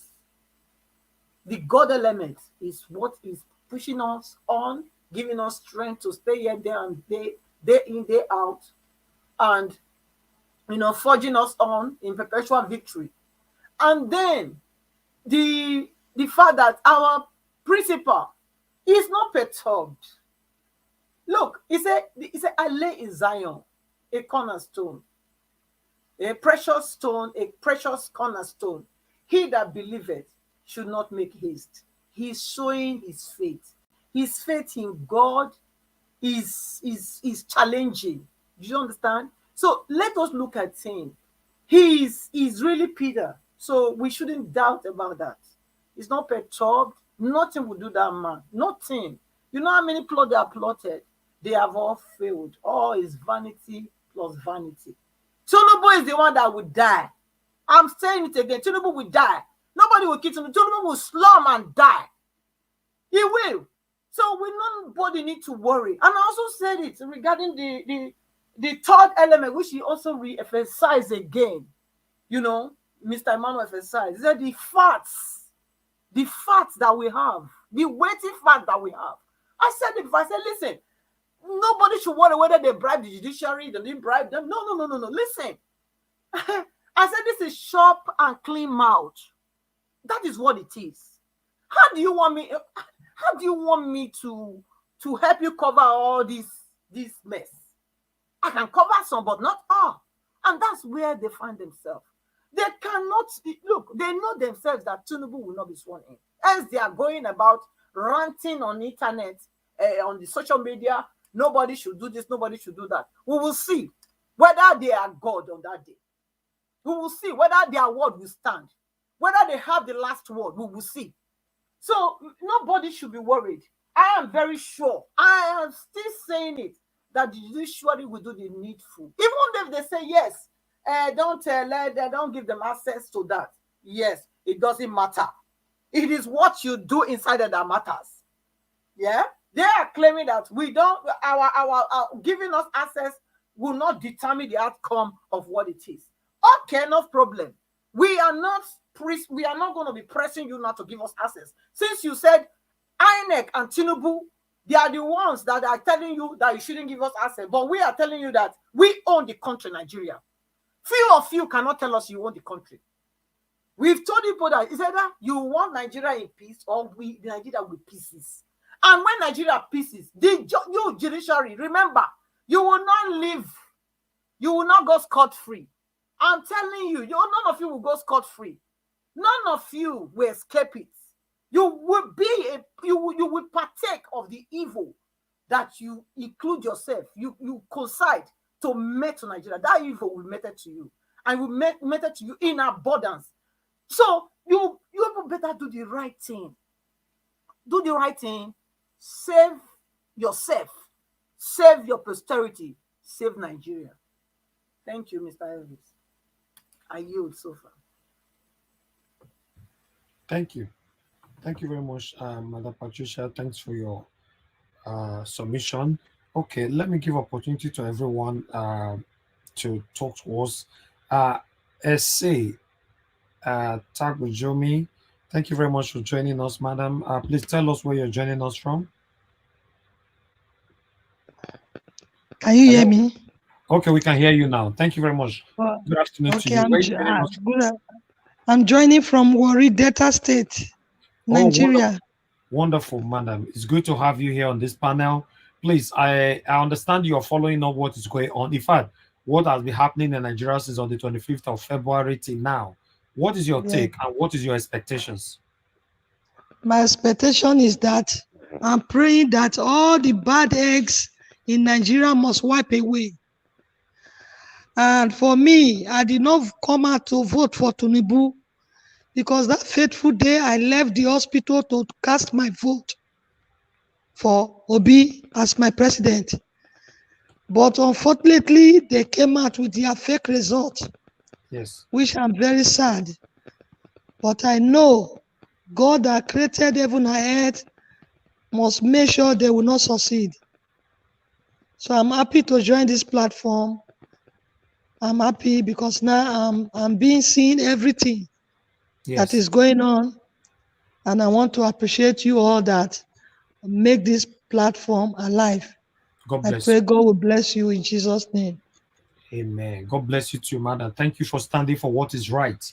You know, we can't fold our arms for our mandate to be stolen like this. So that is why we are here every blessed day, 6 p.m. Nigeria time. We talk about the things that's affecting us. A lot of Nigerians are bleeding right now. They promised us a free and fair election, but that's not what they gave to us. So they did not meet to their promises. So that's why you see a lot of Nigerians are on the street right now. What you are seeing on the screen right now is live, you know, around the court. We are waiting for the tribunal to round up so that we can hear what they are saying, because they deny us camera to come inside the court. So a lot of people are expecting, in fact, our expectations are very, very high. So let's continue to hear from others on the panel before we can get the full update of what happened today. Thank you very much, madam. God bless you. Okay, I'll come back to you. Let me quickly go on to Zibo B. Are you there? Zizo B, are you there with us? I would like to hear from you. You've been there for a while now. Okay, I'll move on to the next person quickly. Solomon Bogidi. Solomon Bogidi, are you with us? Can you hear me? Solomon? Okay, Solomon, we can't hear anything from you at all. All right, I'll move on now to let me go to Give Us a Mandate. If Give Us a Mandate is available as well. Give Us a Mandate. Are you there? Good afternoon to you. Good afternoon, good morning, good evening, depending on your location, people. Thank you, my brother. For the work. Thank you for doing this wonderful work again today. Thank you so very much. Just trying to follow up and see what's going on the judiciary and everything that is going on. Yeah, no update, no update. What you are seeing right on the screen there is outside the court, is live, but we don't have update on what is currently going on because they did not allow no single camera. In fact, they didn't allow any Nigerians to even be close to the premises of the court. That is the height of oppression, suppression, and intimidation. So Yeah, yeah. yeah. Well, I think everyone has spoken quite well. And what we can say right now is just to continue to follow the event as it unfolds. But like we said yesterday, Nigerians should be on rest. Nigerians should go out everywhere, all over the nation, and then stand for what is right. I will leave it at that for now, and then come back later on. Thank you. Thank you. Thank you. Thank you very much. I'll get back to you. Okay, let me see if we can hear from someone else here. Okay, Williams Winner is with us. Williams Winner, what is your take so far? Good afternoon to you, sir. Okay, Williams Winner. Hello, sir. There. Okay, I can hear you now. Go ahead, sir. How are you doing today? Good afternoon to you. No, sir. It's like my. Hello, sir. Are you hearing me now? Yeah, I can hear you now. Yes. Okay, thank you very much. It's like my network has been under attack since yesterday. So yesterday, I'm just coming in, going. Oh, so sad. We even lost you right now. It's very, very sad. Okay, I would like to hear from Mezier. Mezier, you just joined us right now. Good afternoon to you, sir. Tell us where you're joining us from. Mezier, are you there? Unmute yourself. We can't hear you. Unmute yourself. Okay. Yeah. Good afternoon. Can you hear me? Yeah, I can hear you now. Good afternoon to you, sir. Where are you joining us from? Okay. Good afternoon. I'm joining from Lagos. Wonderful. Nigeria. Please talk to us. What's your take so far since on the 25th of February till now? And on the 29th is around the corner, which is next week, Monday. Just talk to us. What's your take? Yeah. First of all, I want to say I'm very grateful for having such a platform like this. I want to really say a big thank you. This is not an easy work, and you've been really pulling it out from the first get-go until now. We are really grateful for what is happening. At least to an extent, this is like a first-hand, like I come in here to get first-hand information of what is ongoing. You understand? So, which is part of what we, the youth, have always been asking for. First-hand information. What is happening real time, not giving us some edited stuffs or what has been doctored and all of that. So I am really grateful for this. I am really grateful, and we don't take it for granted. Thank you so much. God bless. Moving on to what has been ongoing so far from February to down to now. It's all what it is. Like this is Nigeria happening to everyone right now. I must be sincere to ourselves. So this is Nigeria happening to us. So February 25th, everyone went out. We, the youth from Lagos here, I can really say it with my full chest that we we we we did wonders, to the extent that we couldn't, like, in the street of Lagos where I am, you can't even see Peter Obi poster anywhere. But we had it in our mind that all this is not going to shake us, and we delivered Labour Party for we delivered Peter Obi for Labour Party right here in Lagos. But come on, what's happening right now is still another challenge to us, that we can't even get down to what we want. And I want to really speak on some issues which has to do with like protesting in other states. I understand that it can also go a long way, but I still need us to still try to factor that there are some states that are really under capture too by the so-called APC government. So why Abuja have this move right now is because it is literally not captured by the by a so-called government to some extent. So, but here in Lagos, who want to go out? Who want to start that kind of movement? Right here in Lagos, where I am staying, I must really tell you that on the February 25th, I was attacked.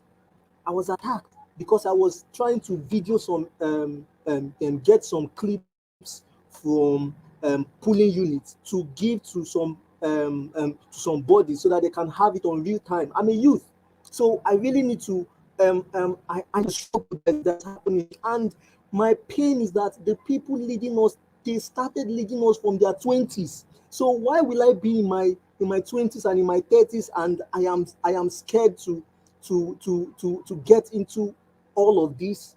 It's ridiculous. It's ridiculous that most of our youth too, they are taking things for granted. They are whiling away their time, putting more of their interest on lifestyle and all of that.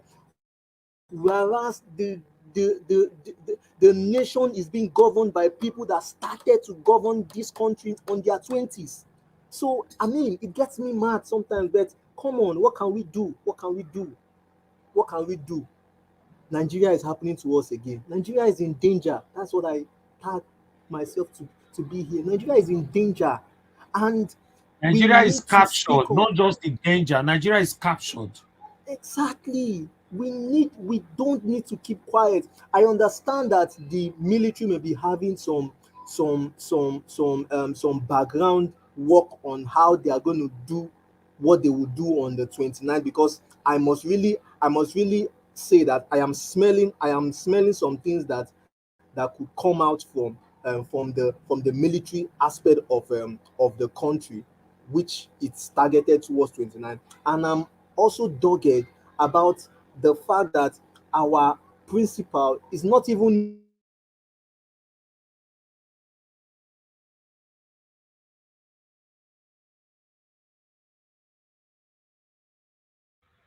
All right. We lost you there, Mezier. We can't hear you anymore. Are you still there with us? Okay. Let me quickly move on to the next person as well before I will take this update here. Meanwhile, what you're seeing on the screen is live in the premises, in the vicinity of the courts, because they are not allowing people to get close to the court at all, and they are not allowing live broadcast. So I would like to call on the next person here. I can see more people want to come in. Let me see the people that I called earlier on that didn't answer. I would like to remove you, Zizo. I will remove you right now because other people want to come in. Sorry, I called you, didn't answer me. And I call on Solomon Bogidi. Are you there with us? I call you again now. Please unmute yourself. If not, I'm removing you for someone else to come in. Solomon, are you there? Can you hear me? Okay. You're not saying anything. Unfortunately, I'll have to remove you as well. Let me see. Okay, we have Des for Peter Obi. Thank you very much, Mr. Des, for joining us again. Please, I would like you to talk to us, sir. Good afternoon to you. It's morning time for my end. Good morning, Mr. Elvis. Good morning, panelists, and the most important people in the comment section. Thank you so much. Yes, so thank you, sir. So it amazed me that I woke up this morning and I got the news that the court they refused the hearing to be televised. Yes. You know, for me, I was not expecting otherwise because it seems like these guys that are compromising with the ruling party and the establishment. But I don't think we need to give up. See, me from another country, I'm not giving up. I'm following you guys tooth and nail. I don't think you guys should give up at any time soon. So we're going to continue this fight.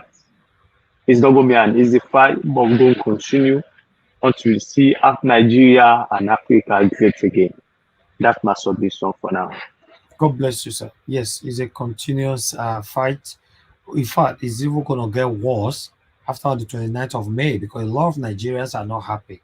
So I believe most of the streets is going to be packed just like what we are seeing right now on the screen. You know, I will urge lots of Nigerians to come out for a peaceful protest. In fact, if possible, on that particular day, the 29th of May, come out for a peaceful protest. If possible, lie on the floor. Let them know that you are not happy. You don't need to fight them.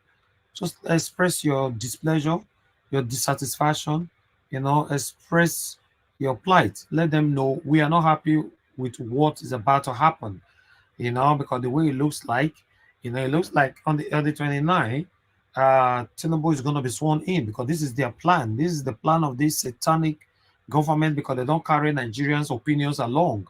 They are not interested. They don't even speak to you. You know, Buhari have never come out to address the nation ever since we all have been complaining that we are not happy because the election was not free and fair.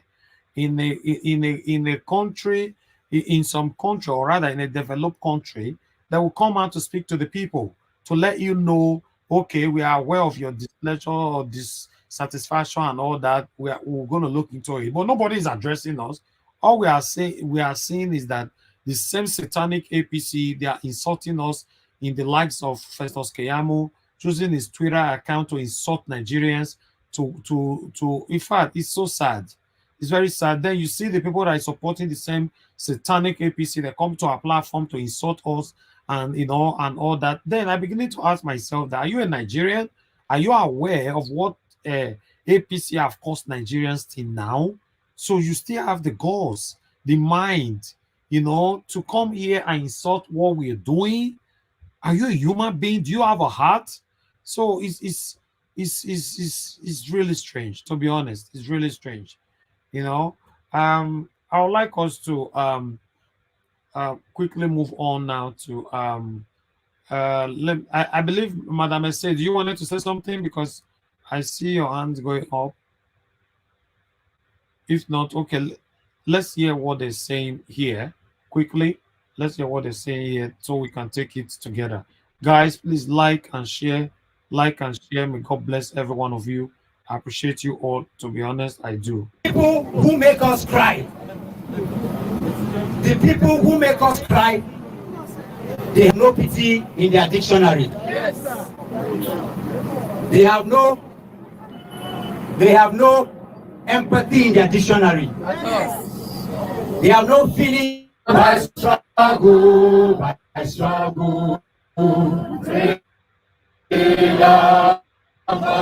freedom cometh by struggle. Freedom come by struggle, freedom come. Freedom cometh by struggle. Freedom by struggle, freedom come. Some of you will begin to wonder, why are the entire youth of Nigeria not out on the street? Some of you will wonder why some of the people we grew up watching, speaking truth to power, are not speaking. Some of you will wonder why imams and pastors have become some of the greatest liars, some of them. Some of you will wonder why a policeman will join force with an INEC man and a copper to snatch and rig election in Nigeria. When poverty is weaponized, that is what happens. Every evil begins to happen.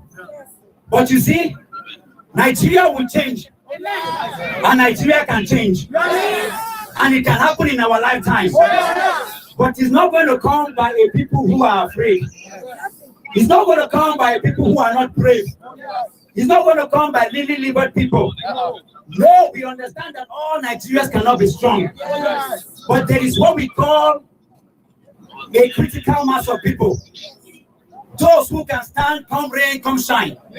Those who will stand through intimidation and fear. And we've had such people throughout all the generations. When you go to South Africa, we have people like Miriam Makeba. We have people like Fela Anikulapo. We have great leaders who refuse to give up. Many of them still stand beyond the parochialism, religion, ethnicity, and region, who do not care too much about the affiliations of parties, who do not care too much about class and whatever you give to them. If you look up, can you see the sun? Can you see the sun? Yes. You must be like the sun. We must be like what? The son does not have respect for your father or your mother. Since the day your grandfather was born, the sun was shining. The sun does not have regard for your religion. It will stand and protect. It will stand and give energy. When we become like the sun, in the night we might go down, but in the morning we what? We will rise again. Somebody say we what? No matter what happens, we will keep rising. We will keep rising. We will keep rising. We will rise against any intimidation. We will stand for what is true and what is right. We will continue to evolve and shape our country through the electoral system, through the National Assembly. We must inject people who are fearless in that place. Not like that, these money people with the not these people that can make laws and not stand by the law. Not all these ones that wear babariga and carry jeeps and go around. We are talking about critical people. There are still some of them there. In every sector, there are still people. Just like happened in the 2023 general election. Never in the history of Nigeria, young people, old people, mothers and people come out for this. They don't want you to come out. So some of you, they will give you money. Some of you intimidate you. Some of you, they'll ensure that they deal with you in one way or the other. But guess what? The moment you become like the sun, you become ageless, you become religionless, you become everything less, you become powerful. You gain the power of true religion. You gain the power of true Nigerian. You become that true African. Like a Mandela that will be in prison for 27 years and not give up. Like Leah Sharibu, who used to give up her belief regardless of the intimidation. Like Malala, like several other people, like Ghanaian and people who stand against everything, even if they're opposing them. These are the people that can bring change to Nigeria. And they are here today. Are you here today? Are we here today? Are you going to be afraid? No. Are you going to fall to intimidation? No. They have gathered enough to intimidate us, but we will not be intimidated. We will stand strong. And we are standing here and saying today that as we have come to the Supreme Court and to the Court of Appeal because of the cases that are going on, we just learned that the one in Supreme Court has been adjourned to what? To the 26th. To the 26th, right? We will continue to put pressure to ensure that the right thing is done.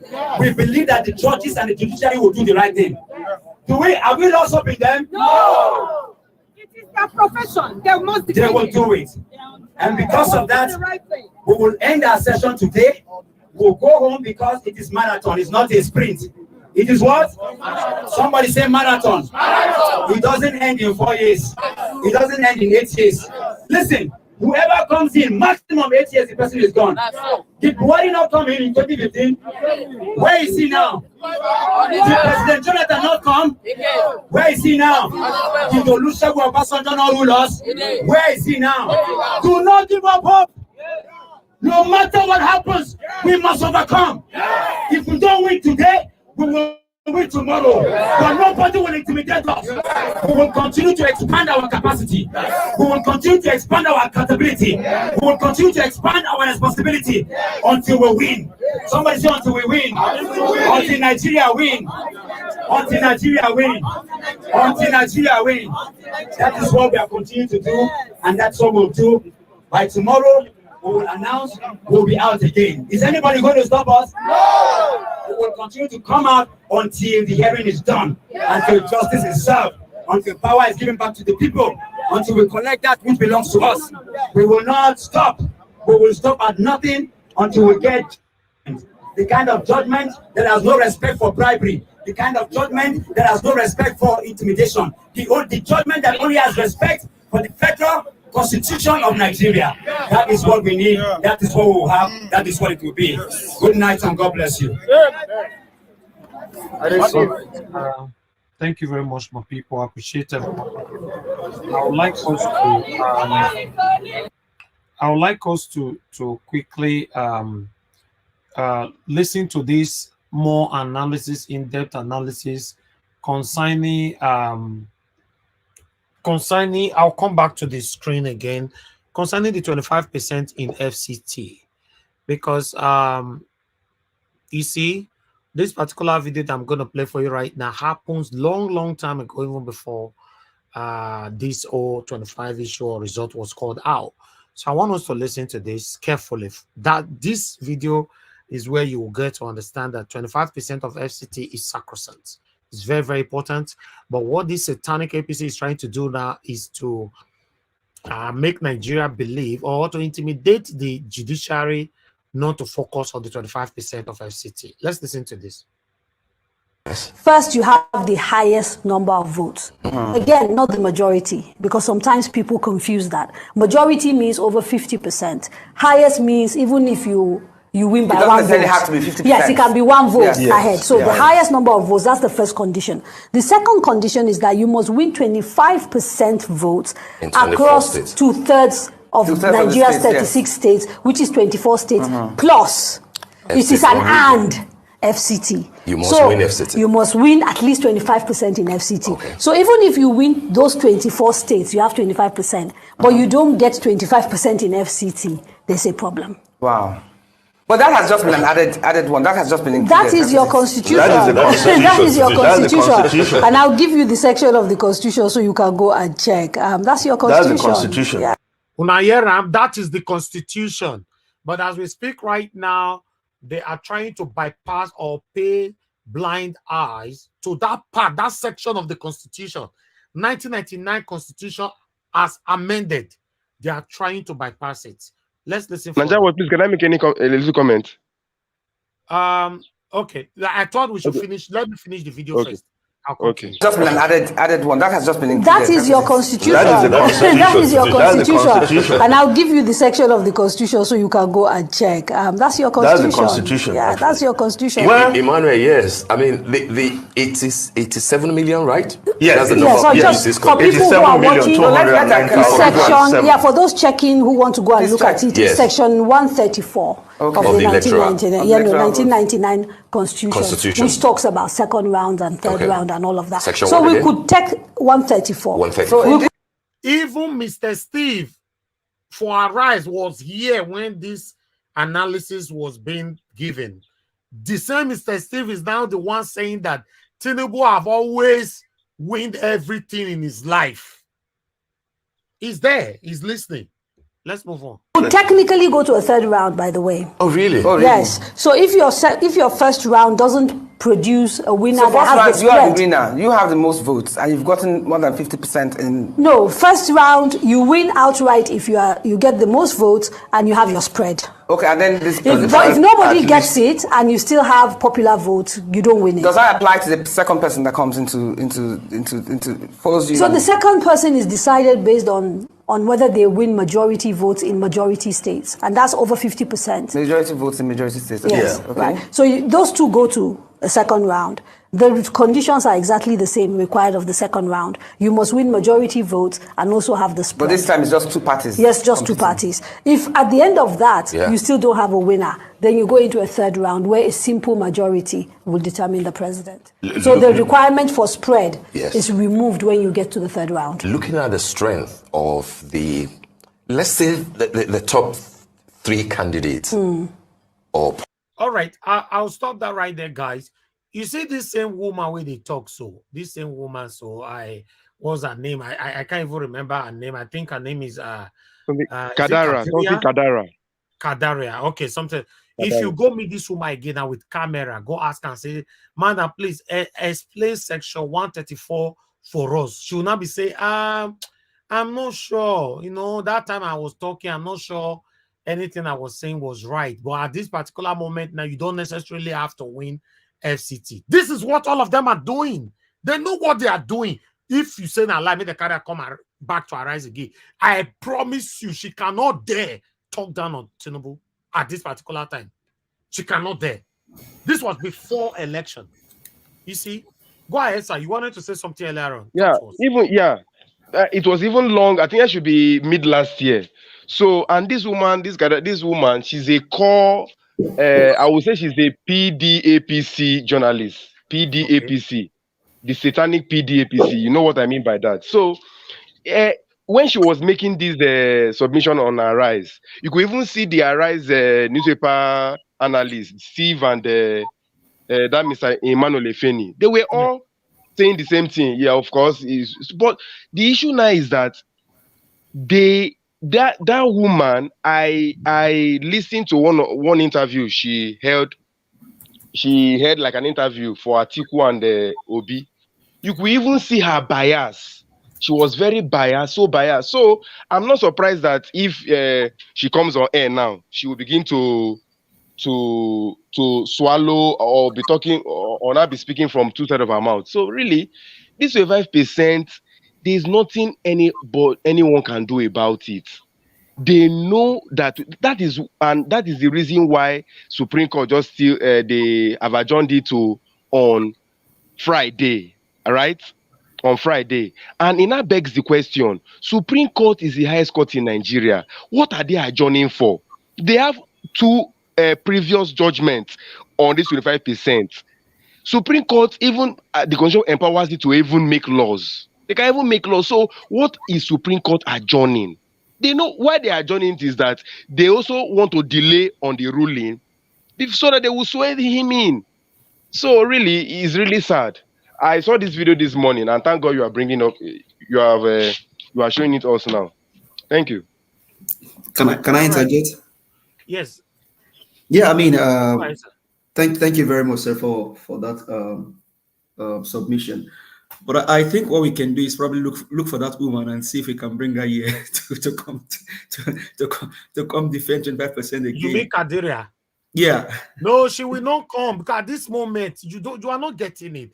At this moment, these people cannot even go to Arise and channels. Okay, they won't enter house. They enter house. They don't enter house. Okay. It's just sad. It just well, the reason I didn't probably speak for long earlier is just that I understand people. Spirituality is needed. We cannot undermine God's factor. God's factor is everything. But there are some things that God has given us power to do on our own that we cannot just fold our hand and just sit down. Today's 22nd. The day is when the time is winding down. It's not winding up. It's just counting down every day.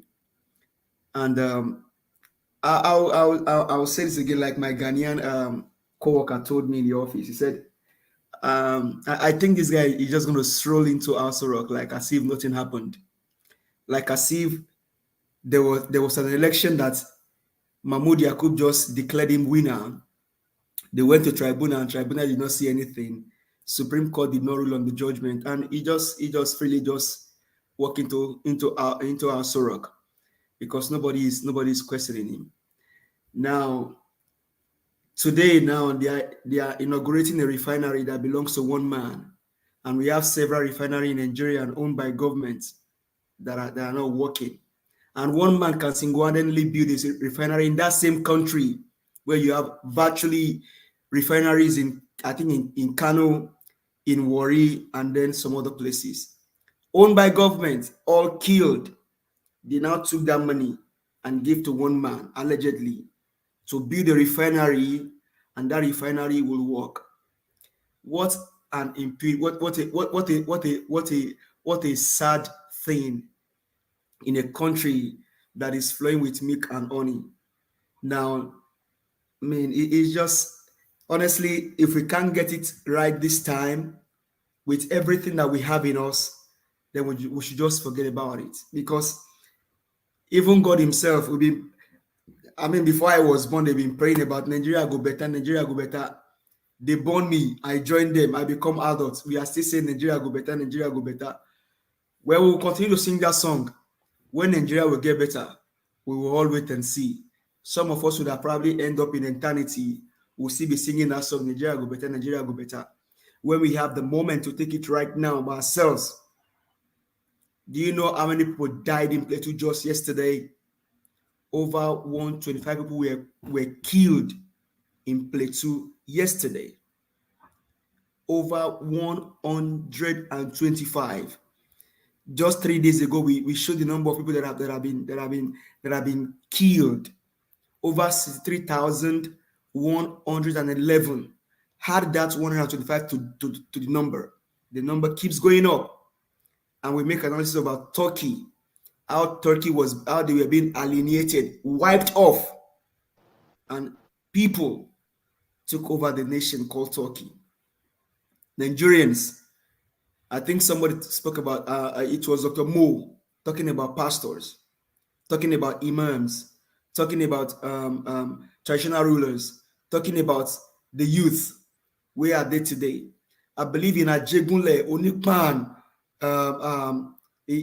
Yanoba, Ojodu, Oyo, Ogun, Edo, Enugu, Abia, Imo, go to Kogi, Plateau, Bauchi, go to the north, Zamfara, Benue, Borno, everybody should come out and protest. This moment cannot slip out of the hands of Nigerians. How can your court decide that this land marking case will not be televised? And nobody is saying anything. People just sit down like as if nothing is happening. Nigerians is now or never. It is now on. This guy is just acting like as if nothing is happening. They just like as if nothing is happening, and it's going to stroll into Aso Rock, and then we all will just be looking like, oh, really? And Nigeria is going to be the first country in the world to have a drug baron sitting on the throne of power. A man that lied that he doesn't have dual citizenship, but we saw it. They even showed his passport. If it was a fake news, he would have come out and debunk it. They've not been able to debunk it. The man that said he's 71, the daughter is 65. People are being killed every day. 125, count 125 people and put them in a room. Just count them 125 people and then put them in a room and see the crowd that will be there. That is the number of people that died in Plateau just yesterday, in the hands of wicked people. And the government could still go to a refinery launch. They can still go and open a refinery, not even dropping a flag. They didn't even say, let's drop a flag for the people that died. What an irony. What a wickedness in the nation. Where you have, you showed us in one building, over like 8 churches in one building. 8 churches in one building. And they can kill 125 people. The president, they don't make any comment. He can easily just fly on the jet and go to Lagos and go and commission a refinery owned by a man that they stole money and gave money to build a refinery for them. Allegedly. This is not Nigeria Watch statement now. It's my own statement. And so don't owe Nigeria Watch for it. It is my own statement. Because I asked Peter Obi, if you get there, I cite this situation to him. I asked him that question. What a wickedness. People in Bayelsa, where the oil is flowing from, they cannot fix the refinery for them. We have massive youth unemployment in Niger Delta. The Shell Institute have been killed, refineries killed, and one man can build a refinery in Lagos. And these wicked, nonsensical human beings put on their agbadas and then they went there to speak. And you have 125 citizens that died in that same nation yesterday. The president could not make a statement of dropping a flag. Mandate. My dear brother, please let's follow up with what another group have emerged in the court premises, and information reaching me right now that all the police officers left. They have left the premises, you know, because they are trying to try the obedience to start creating chaos so that they can start killing us. They deliberately left and left all the because they protected the court before. All the police officer, everybody left. They just want. In fact, let's follow up with this. Let's follow up with this and see what is happening. You know, listen, guys, please, if you are listening to me right now from Abuja, please don't engage in any violence, because these people, they get plan. You know, they go for you. They go for you. They know what they are doing. So let's follow up with what is happening here. Thank you very much, my people. Please like and share, like and share.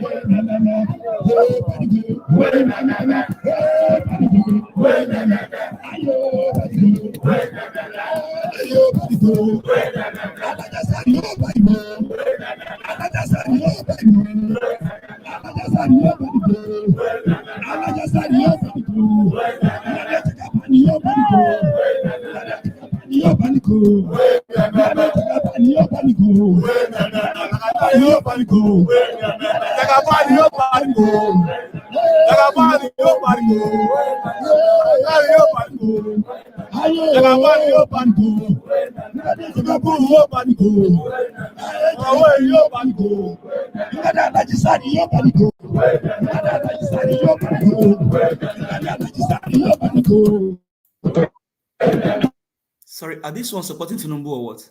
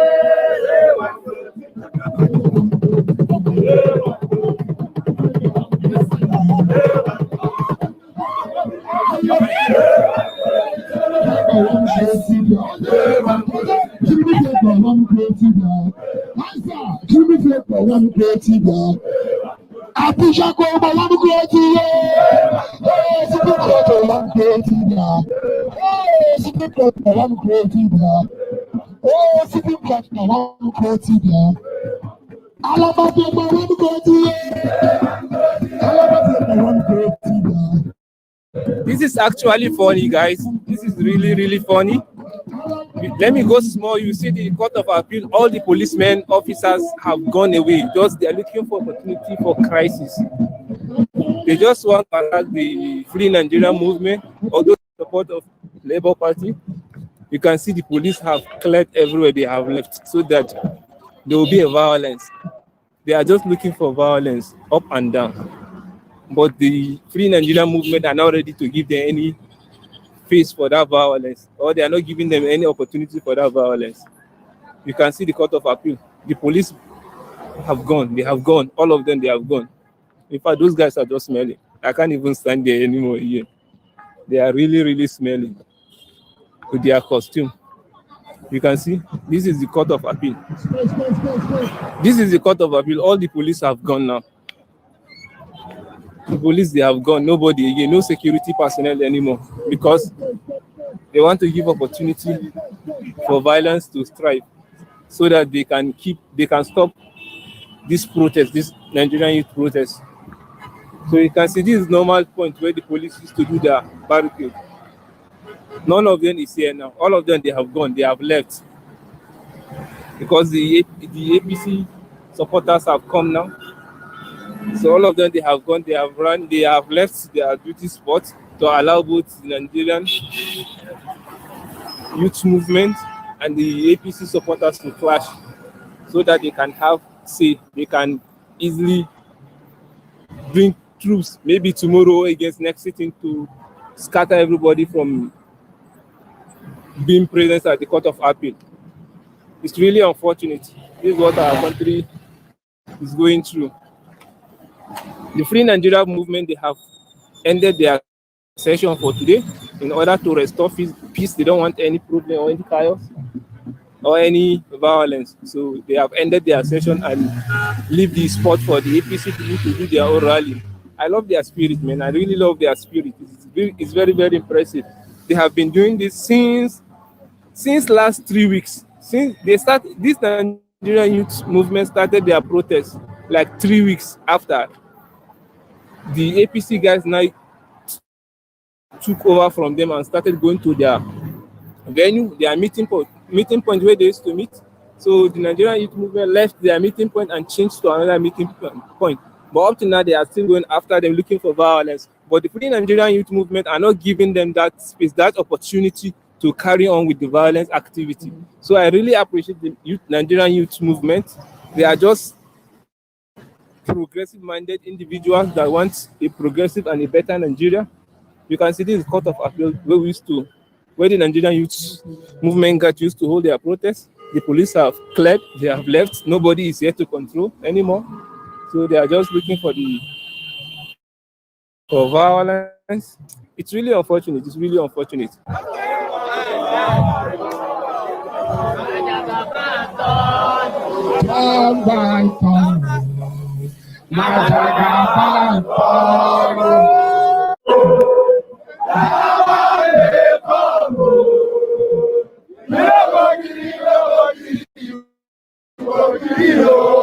you imagine? Nigerian people. Yeah. Great Nigerian people. Yeah. We people of Nigeria, we are telling the judges a few judges cannot decide the fate of 200 million. Nobody went to court in America.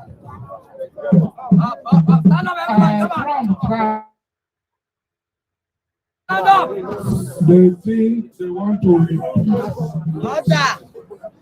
they want to repeat January 6th in America here. We will not be gentlemen at all. They are calling for revolution. It is we, the people, that have the revolution. Yes. We are the people that will carry out the revolution. We will dislodge them. Yes. For every action, there will be a disproportion.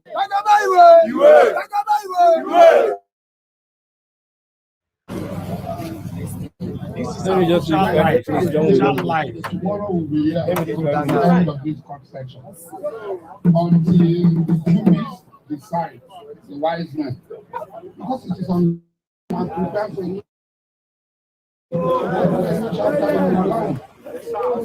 than distracting us. Let us all distract them. Than deceiving us. What drive us?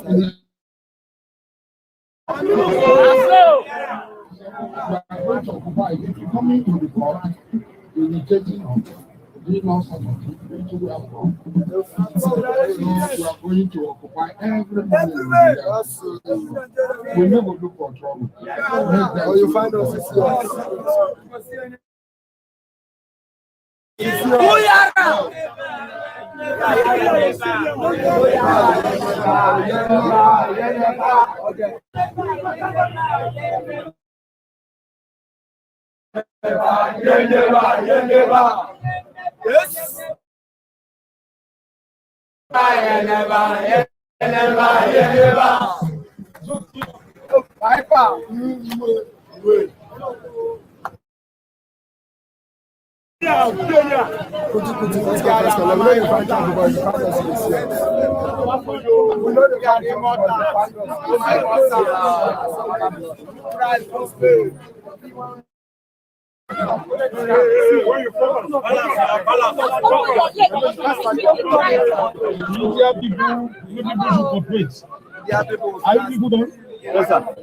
I'm by name Ambassador Dr. Ibrahim Abubakar Batati, National Coordinator with all support group nationwide. We the support group nationwide and APC family, we personally invited all our members nationwide to come here in court day. We've been seeing opposition party intimidate. God is your office. If you are a barrister, you are invited, but no anybody to go and intimidate our judges. That makes us to invite assistance because Tinubu, we that is why we are all here. So for that we are telling any nanatity, if you prove nanatity, we answer you with nanatity.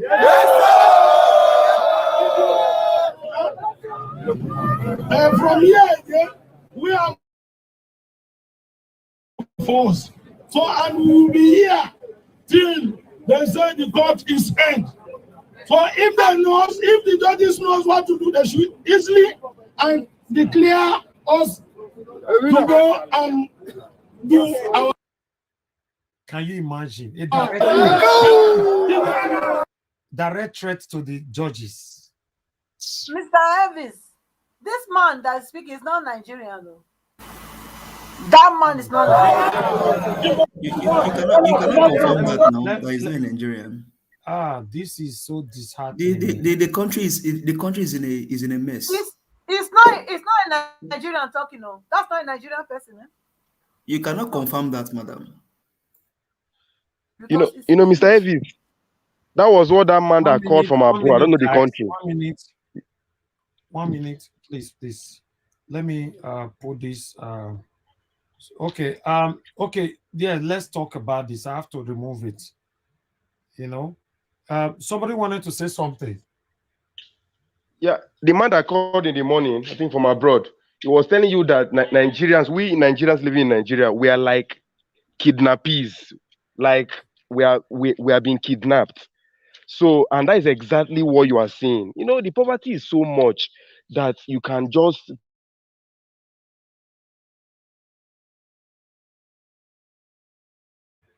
the situation, my brother, is that sometimes when you see the way some Nigerians behave, then you're beginning to ask yourself that, wow, is it the same people that we are fighting for? Is it the same people that are victim of killings, kidnapping, permanent suffering, and all that?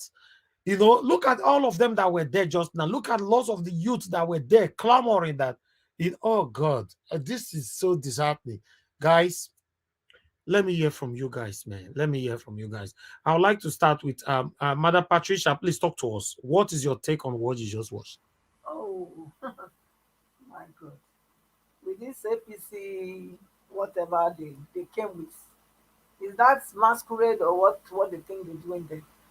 But I love the spirit of the young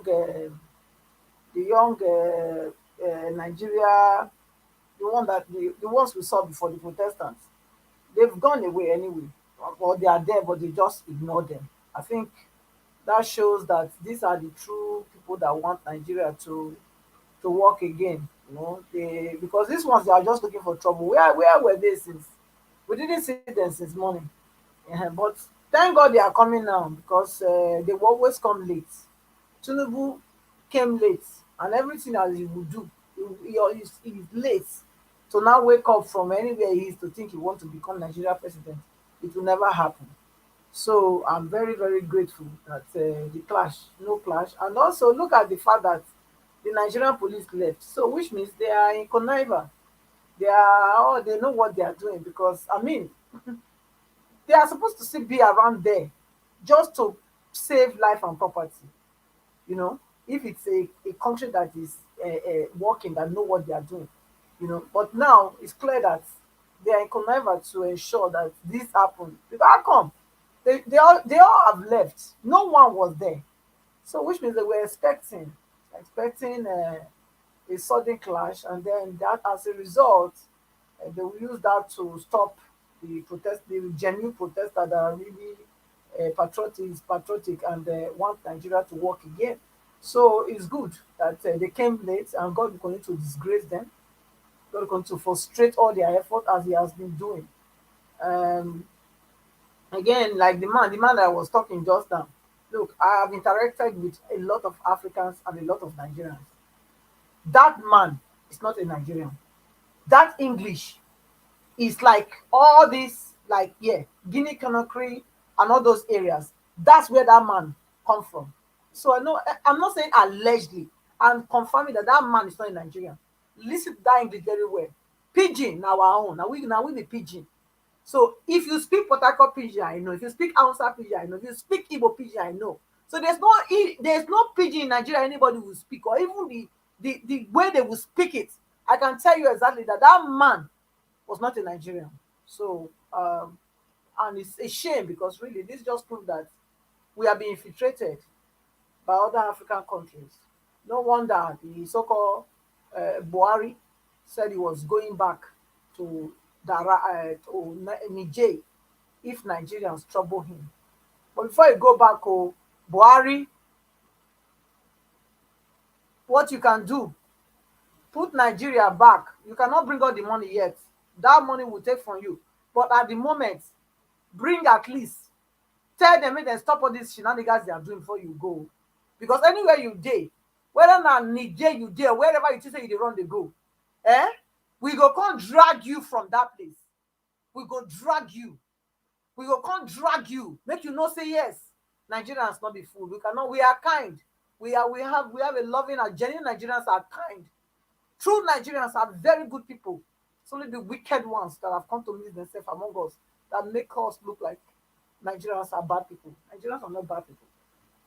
So anywhere you go, remember we'll come and drag you. And judiciary, do the needful. Do the needful, because what you are playing with is bigger than you. It's bigger than you. It's better you be on the side of God, and on the side of God is the side of the people. And who are the people? The people that are oppressed, the fatherless, the motherless, the widow. Those are the people of God. Those are the ones God want to help. So you better be on that side. You people better be on that side, because otherwise, you too, you will not escape the calamity that is going to fall upon all of you. Thank you, Mr. Elvis. I think I will leave it here. There's so much to say. But God bless you. God bless you. Yes, there's so much to say. We are going to continue with that by 6 p.m. Nigeria time. So I like everybody on the panel to speak now, so we can round up this and prepare for you for by 6 p.m. People. Yes, I would like to move on to the next person right now, which is Madam Nena. Are you still with us? Okay, Madam Nena, you left now.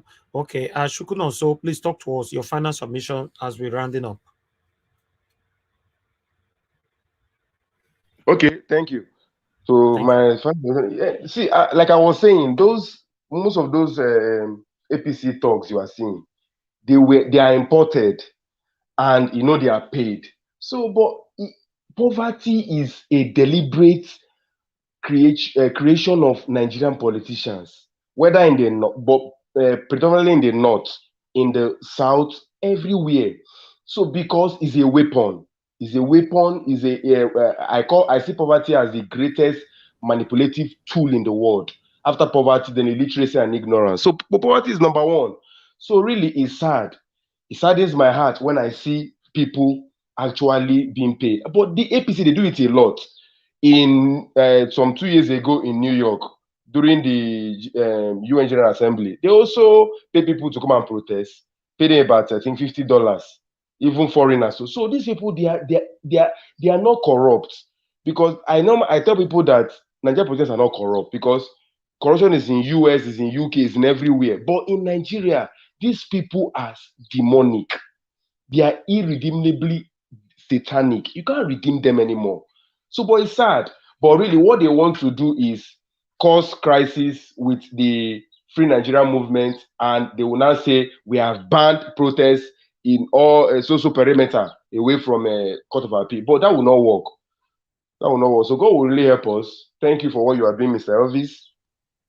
Mr. Elvis, I'm here. I was trying to switch from my laptop to my phone because I'm trying to step out of the house and heard when you were calling me. Okay, thank you, Shukun. So thank you very much. Okay, go ahead, Mother.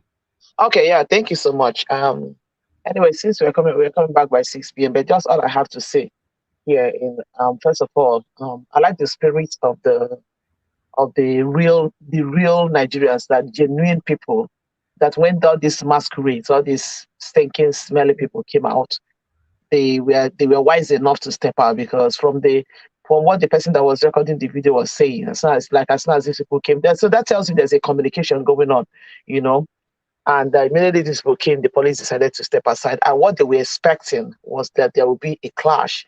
And if the clash happens, and then they would not use it, they're just using it for every avenue, every excuse to keep perpetuating the wickedness and the evil that they were perpetuating. There's something the last speaker just said, that our Nigerian politicians are not just corrupt, but they are evil. And I believe that, because there's no way that there's no corruption. In America here, there's corruption.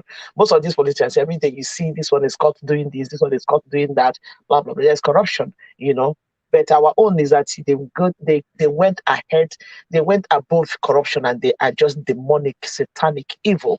That, like, their heart is so darkened with wickedness, and I don't, they're not, honestly speaking, like you always say, there is nothing good that will ever come out of this bunch of leaders that we have now. Nothing good. And when you look at these people that are dancing, first of all, when I saw them, and there's, even though I didn't understand the language you were speaking, but it was sounding like River State kind of language. I don't know how to understand, to be corrected. I don't know. And when I saw it, I said, this thing has a mixture of Agbado and Wike. Like, it has a mixture of it in it, you know, because it seems like these are the people, like, okay, this like, let me help you organize some evil people. And they decided to come out in an attire that will maybe to scare people, to make people. And that was why I posted on video. I said, this is the witches that they said that endorsed him. These people are apparently some paid people, of course, and APC can never do anything that is genuine. They can never do anything that is clean. They can never do anything that is normal. And when you hear the voice of them and the voice of the people, that the genuine Nigerians that were speaking, you will hear that what the tone of their voice is different, you know, and that tells you the real people who are fighting for Nigeria and people who are just fighting for their paymasters. And it's so unfortunate, like you say, because when you look at this group, what you see there are a group of young men. I mean, it's majority of young men that are there. These are people who have been mortgaged. I don't believe the person that said Nigerians look like people who have been kidnapped and they cannot do anything. Nigerians have gotten to the point, not all of them, a lot of people have gotten to the point where they are, where they seem to love the chain that they are in. And if you follow these people, if anybody follows them, after this, their madness that they displayed, and this their foolishness that they displayed, well, if anybody follows them, you see them go one corner and begin to share the money. That's what they always do. That's what they always do. Maybe most of them are not even being paid in full. Maybe they promise them to 2,000 and then they give them an advance payment of 500.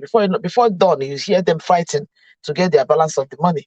It is so unfortunate, you know, that this is where we are, and that the law enforcement agents are being used to perpetrate this madness, because you cannot tell me that it was just a coincidence that as soon as these people came out, the police decided to disappear. Exactly. It's not a coincidence at all. And, you know, if this thing does not scare anybody, I don't know what will scare us. You see these things that are happening, it scares me to my marrow. It scares me to my marrow. How deep in, how unsafe, how devilish and how dark the Nigerian society have become. That the law enforcement agent immediately, what is the essence of it? In fact, it's even in a situation like this, when two opposing parties are protesting, that is even when you need to see them more. That is even when you need to see them more, you know, the more of their presence and more of their action. That's when they're supposed to take guard, because they know that anything can happen. But for them to disappear as soon as these people came out, it speaks volume.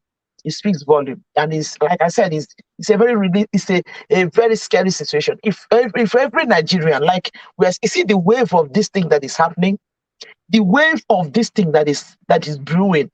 For any well-meaning Nigerian who think this is a time for you to say, I beg you, what's my own? But whatever they want to do, let them do. This is a very dangerous position to take at this point in time. If anybody has been taking that kind of position, hitherto before now, this is not the time to take such a position, because what is coming to hit Nigeria? What is coming to hit Nigeria? Hey, Jehovah, both the old, the young, the middle, everybody will feel it. Everybody. And that when I say everybody, I mean everybody, including the likes of Festus Kayamo, because what is coming to hit this country? Hey, Jehovah, nobody will escape from it. Nobody will escape from it. So if anybody is sitting somewhere, you say, I beg, let me go find my food. I beg it. What is this? Nigeria don't too much for me. A time will come when you will look for the word too much. You cannot even find that word too much. Because what is going on now? If people don't wake up, and honestly speaking, I do not want to believe so much in this idea that the only people that do need to protest are people living in Abuja. Because the truth about it is that the voice of everybody needs to be heard, irrespective of the corner of the world where you are. We that are speaking, we are not in Nigeria.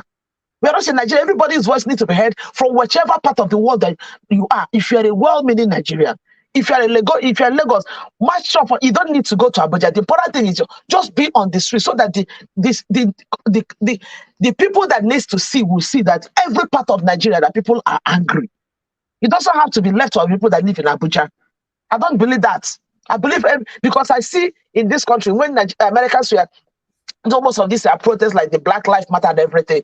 Maybe the thing happened in Missouri, and you see every corner of US, everybody will be doing their own Black Lives Matter. It will be a nationwide protest in your own corner. People in New Jersey will be doing, people in New York will be doing, people in Maryland will be doing, all protesting for one thing. But the actual place that the thing happened is in Missouri. So that is just the thing. Nigerians need to understand it. So to say that it's just the people in Abuja that will make a difference, no, it's not just that harmful. It's not just that's harmful. Whichever part of Nigeria you are, people need to wake up. Nigerians cannot afford. If you think that this is the time, you cannot. In fact, you can. If before you were able to gulp that foolishness with a bottle of beer, this time around, a bottle of beer cannot gulp this foolishness that we're seeing. It's getting out of hand. What is this? It's really getting out of hand, and it's getting scary. It scares me to see that this is where Nigeria is and where Nigeria is going. It scares me. I don't know how anybody would think that a man who is incoherent, a man who doesn't even have a clue where he is, or only God knows how people they will keep beside him on the day of the so-called inauguration, to be waking up, tapping him up, to wake him up at every second. Because this man doesn't even know where he is. And people think that such a person can pilot the affairs of a country like Nigeria. Are you guys for real? Are you guys for real? This is why I think what is coming to you people? Hey, Jehovah Nissi. I just need to wake up, oh. I just need to wake up. You see this thing that is happening. Oh my God. It's giving me goosebumps all over me. Like it's giving me headache. We that in abroad, you can't say it's okay. Things are okay where you are. Even the food you see to eat, when you put it, don't even taste good in your mouth anymore. When you think of what is going on in Nigeria, you can't even enjoy anything. Sometimes I feel like I just need to just log out of Nigeria and just enjoy my peace for a while. Honestly, I can't bring myself to that point where I can enjoy, because each time I open the news, I don't see the kind of nonsense I see. You open Twitter, this nonsense you see, it pisses me off and it gets on my skin so badly. Very sad. The like of Kayam is having a field day, talking nonsense all over the place. Yes. Talking nonsense all over the place, having a field day. He just made one stupid tweet now. I'm coming for Kayamo by 6 p.m. Oh my God. Anyway, let me just leave it for now. It's so sad. It's very sad. Anyway, since we are coming back later, thank God I'm not walking to that. I hope I'll be able to make it to the panel. Thank you so much, Miss Elvis. Thank you, everybody on the panel. Thank you, people thank you, many Nigerians that are coming out every day to air their view on these things. Please, if what is happening in Nigeria is not giving anybody, it's not scaring you. I'm scared though. I am scared for Nigeria, so I am really scared. Nigerians need to wake up. Oh.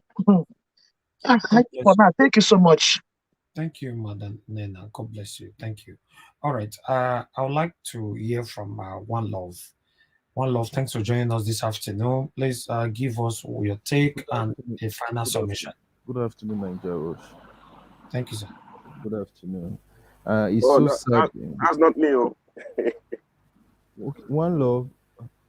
Okay. No, One Love, go ahead. Okay. Yeah, I was just going to make a correction. I said that was not me. That was not what? I thought it was Sunshine. I thought it was Sunshine. Sorry. No, not Sunshine yet. I'll come back to you, sir. One Love, go ahead. Okay, thank you, Mr. Najawash. Am I audible enough for you? Yes, very good. Okay, thank you. I want to thank you again for everything that you do. Sometimes I feel like I don't really know how we can thank you. You come out and do this every day. It takes a lot of grit and zeal and courage. So I say thank you very much, and may God continue to bless you. Amen. I did watch some of the videos you posted. I think let me just start with Kaderia. Kaderia is a lady that has been fighting with APC, PDP. I mean, basically, he's been fighting the Nigerian people with those guys. Dating back to 2019, 2015, and all the way back, this lady has been bought and paid for by these two parties. So whichever party pays her more, she dances to their tune, So if you go back now and interview her and ask her to repeat everything she just said in that video a few months ago, she's going to deny them, and she's probably going to tell you they are fake news. That's just how she is. So I'm not too surprised that she's able to make such statement, and she probably might retract everything when you go back and talk to her. Looking at these guys that went to Abuja to protest for APC, it really saddens my heart. Sometimes, you know, I'm here in the States. Sometimes I just stay in my room and cry. I'm not crying for, you know, what to eat. I'm not crying for, you know, how to live and things like that. I'm only crying for us black people, you know, because when you look at guys like this, you can tell they've been paid, they've been bought by APC to oppose Peter Obi from the beginning. You know, they just want to make sure they derail this train that is going on. But I promise them they will not be able to. They will try everything they can, but they can't stop Peter Obi from this, you know, mandate. I don't get it why some guys, people like Festus Keyamo and these guys that are protesting right now, will try to fight against the Nigerian people. But again, you know, after some time, I begin to realize that these are just the house servant. You know, I call them the house servant, but if you read the book of Malcolm X, he called them the house end. I don't want to use the word here because of YouTube censorship. You know, these are people that basically they've gotten money from their masters. They will tell you whenever you come to them and ask them to join you to fight for freedom, they will tell you, no, I'm not going anywhere, bro. I think I'm getting everything where I am. I am getting clothes, I am getting food. Where else am I going that is better than where I'm living right now? These are people like Festus Keyamo. These are people like the guys that are protesting in Abuja right now. Whereas the guy who has been working in the field, you know, the guy who is the field servant will tell you, look, I will do everything possible to make sure my master is dead. I will do everything possible to liberate myself. I will do everything possible, even if my master's house is on fire. I'm not going to go ahead and try to turn that fire off. But the house servant will tell you, oh, if I see my master's house on fire, I'm going to be the first person to get there to quench that fire. Why? Because he's getting food from the master. These are the guys. These are the guys, the real enemy of the people that are fighting against us. These Festus Keyamo and the guys protesting in Abuja right now. These are the people that need to get out of the way for us to succeed. Because most of the time, these politicians don't do these things by themselves. They pay these puppet servants that they push around to fight against us. So I really weep for us. And I really wish most of us can open our eyes, wherever you are, if you're in Nigeria, anywhere. Open your eyes to see that we've been used for far too long. Politicians are there to make their gain, and we are not going to get anything out of it. If they pay you, I don't know how much they pay you, 2,000 naira, 1,000 naira, let's count it, 100 million. It's not enough for you to sell your country out. It's not enough for you to fight against the people. At the end of the day, we are going to suffer these things. I think I listened to your part of your show 2 days ago or so. One of the guys came out and confessed. That's just what's going to happen to you. If you don't leave these guys alone, if you don't leave their money, if you don't give back their money, you are going to be going everywhere to confess the evil things that you've done. Please stop fighting against the people. We want to move Nigeria forward. Return whatever money they've given to you, because it's not going to help us in the long run. Please.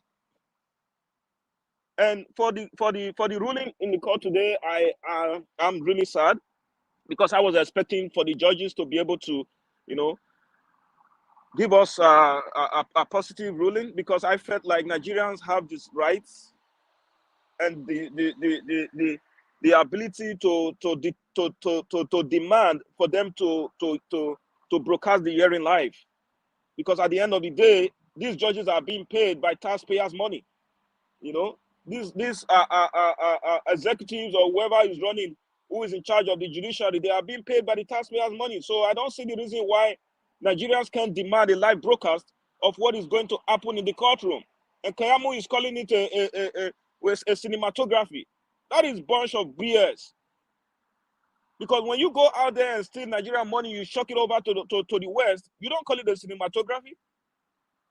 We are just demanding what belongs to us. I don't see what is wrong with you broadcasting what is going to happen in the courtroom. If you believe you won the election and the election was free and fair, why don't you display it to the world to see? Bring your evidence. Put it out there. So you can call the president of the United States, you can call the president of Russia, call the prime minister of Canada, call all these countries and tell them, yes, I'm beating my chest. I won the election free and fair. Why are you hiding from the public? Let us see what is going on in the courtroom. If you believe you won the election, you know, So, but again, it's kind of what it is. When I saw that the ruling this morning, I was kind of split because I know some of the judges are bought over by now. You know, most of the time they are just going to play these things out, play it out for us to see, and make it look as if everything is going smoothly. They are going to deliver fair judgment. At this point, I feel like, please, Nigerians, wherever you are, if you're in Nigeria, I know it's difficult. You probably don't have the ammo, you don't have everything to withstand the army, but please do all you can to protest peacefully. That's basically all you can do right now. I know a lot of people are scared, but go out there and do what you can. I know there is hunger in the land. Plus, please do what you can. Assist as much as you can. Nigeria Watch come out here every day. Most of the time, we don't have the time to join him, but he's always here. Let's try to assist him any way we can, because we have to move Nigeria forward. Please. Thank you so much, Nigeria Watch, and thank you for all that you do. God bless you, sir. Thank you for your submission. Thank you. God bless you. All right. I'll call on Sunshine now. Sunshine, sir, please talk to us. Give us your final submission. Good afternoon. This is not even my this is my first submission, so I have to be brief on it. So, okay, but this is not your first time on the panel, right? No, I'm always here in Nigeria Watch. Thank you. I know, sir, just see this name many times. Thank you, sir. Many times. Right. So, we don't have to see sometimes, and when good things are coming, the quiet part. I've learned so many things for those few months about Peter Obi. Sometimes you just have to be quiet and let God fight your fight.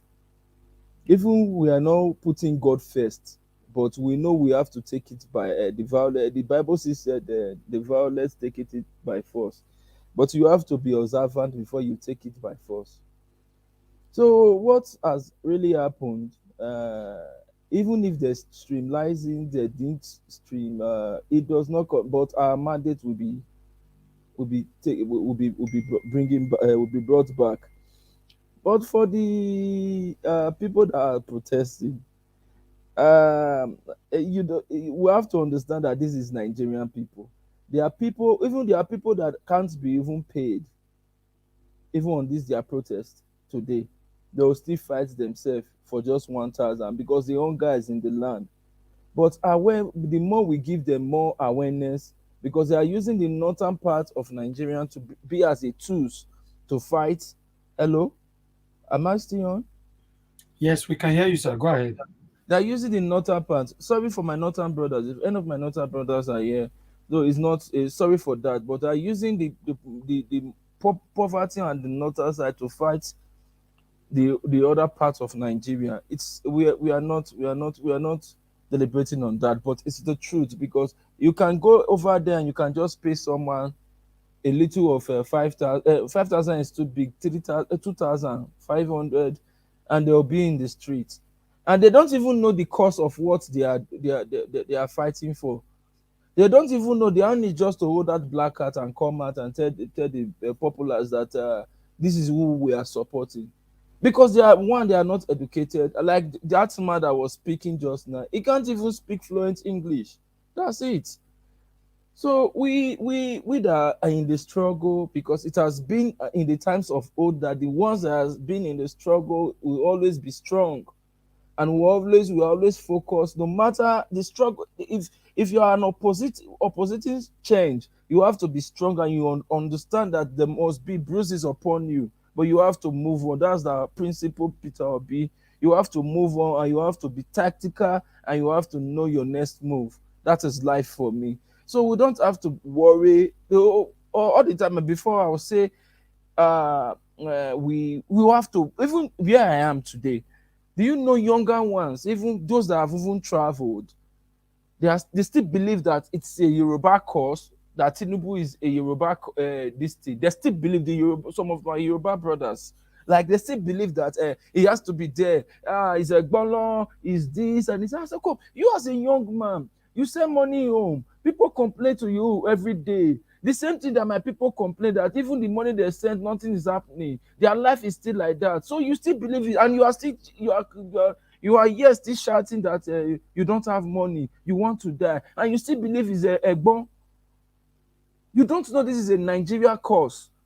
This is now we are here now. People will always tell us, go back to your country. What are you doing here?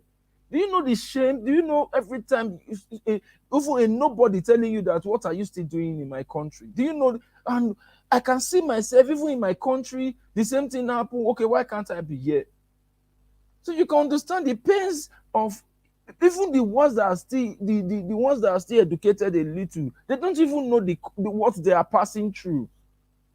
This is the problem. They just believe it's a Yoruba. My tribalism has eaten Nigeria to the extent that we don't even know where we are going to now. But I can tell you that fast that those that are resilient, that we are going somewhere. It was not easy, and it would not be easy. The journey, even the journey of life, is not easy. If you want to crave for change, you will lose things and you will gain things. It's normal. When you are zero your mind, it is normal. I thank God our principal is still standing today. Is still standing on that principle of they have not found him wanted in any corruption, in any other thing. That's one thing I'm happy for today. So there's one man in Nigeria that can still raise up his hand that say, I have not done it. It's a legacy for even my kids to come. My people, I will tell that there is one person that you can still point about. Even like me today, I can still tell myself, yes, I can still be that good man without even staining my hand on something. So I can still make it. So one man in Nigeria can't even be corrupt to the extent even the elite do not even know anything about his corruption. They didn't even see any drug cases. They didn't see anything incriminating about him. He's clean in Nigeria. That means Nigeria can still be better again. So I don't even have much to say. We should just be strong. Leave all those charlatans. What was it called? Papa came, nothing happened. We have been in this struggle right from almost 8 months till now. We have passed through so many of those. So this is not the time. This is just a crayfish, this thing. So thank you. Thank my Nigeria Watch family. God bless everybody. Sunshine Love, God bless you, my brother. If I have to add to what you just said, it's so fortunate that good people face a lot of difficulties in life. Yeah, yes, that's true. That's true. Yes. And you just have to face it. That's life. Good people always face difficulties in life. That anybody is against someone like Peter Obi, I'm beginning to ask myself, why? Why would I be good? That's why I keep telling myself, Nigeria, I was sorry for this last word. I will always be good.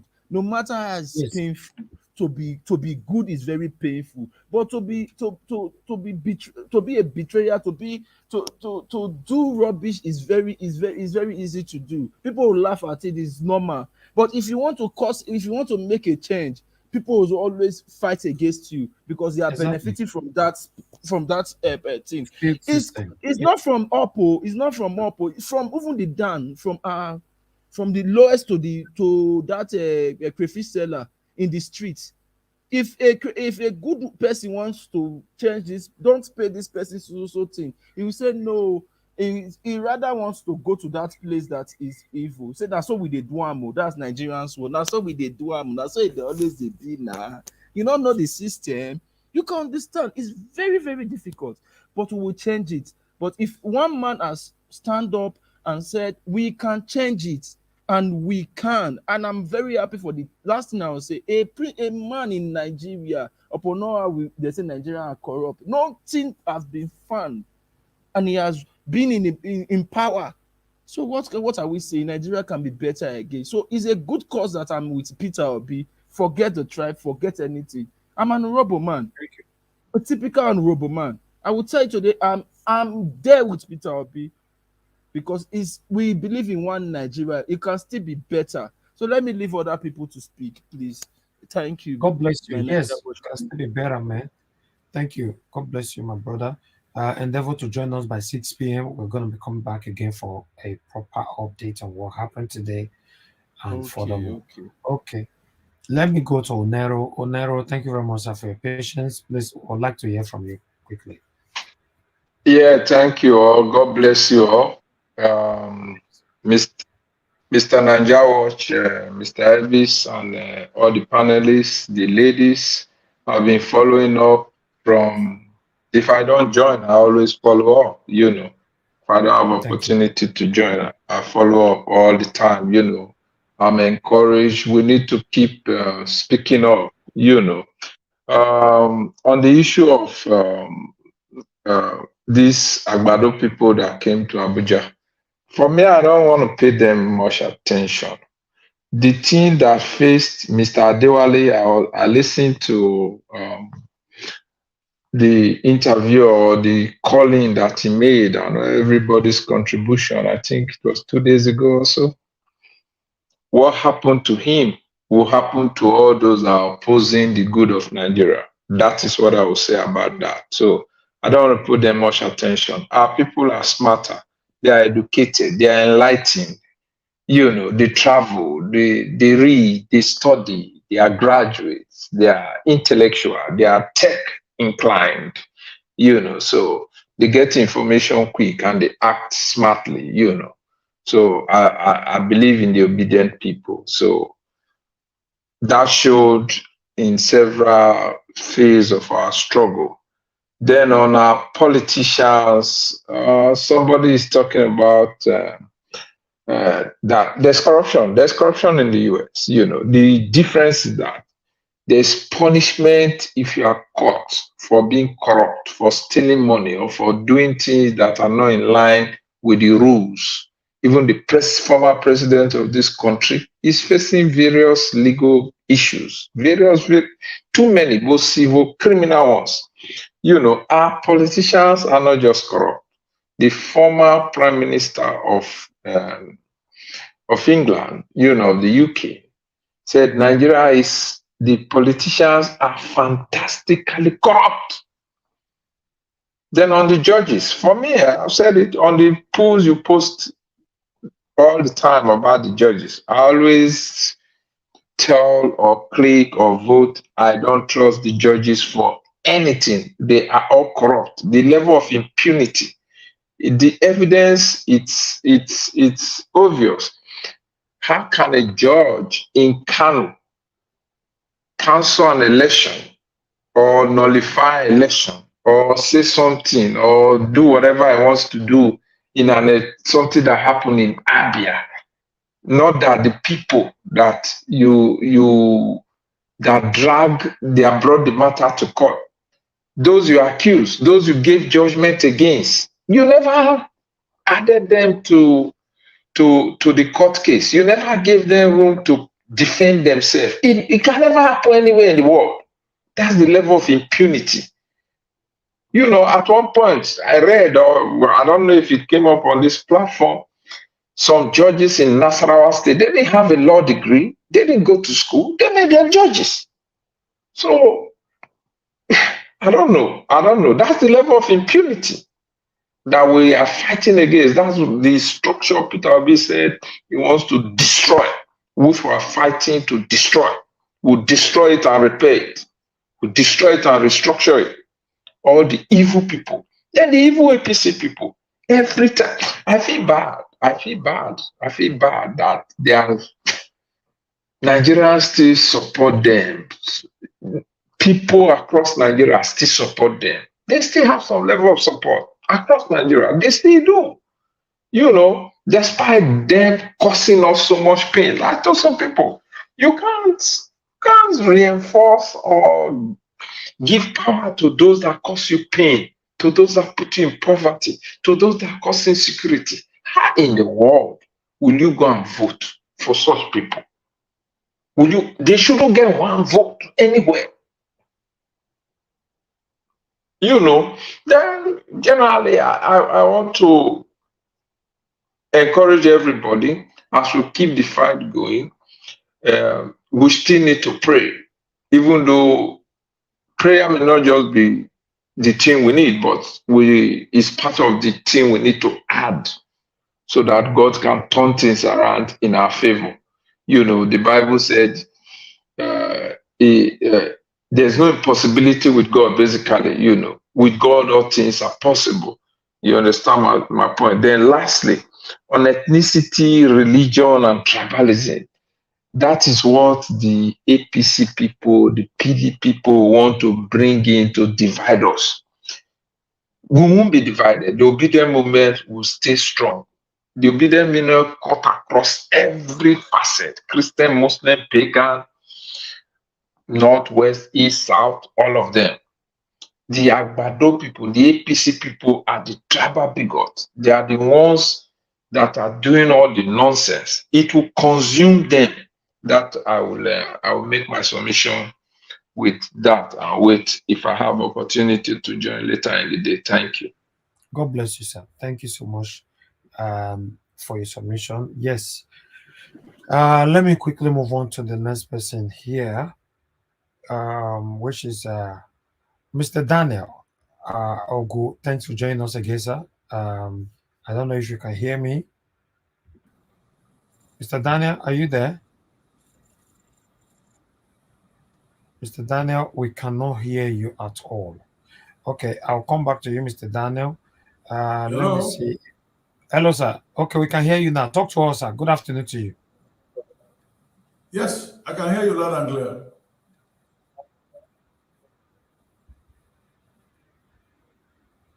Okay. Oh, yeah. Can you hear me now? Thank you. Okay, me too. I can hear you loud and clear. Now the thing is that I would ask someone to put me in a clear picture of what exactly transpires in the tribunal. I'm not aware of as they go ahead giving to Nigerian press to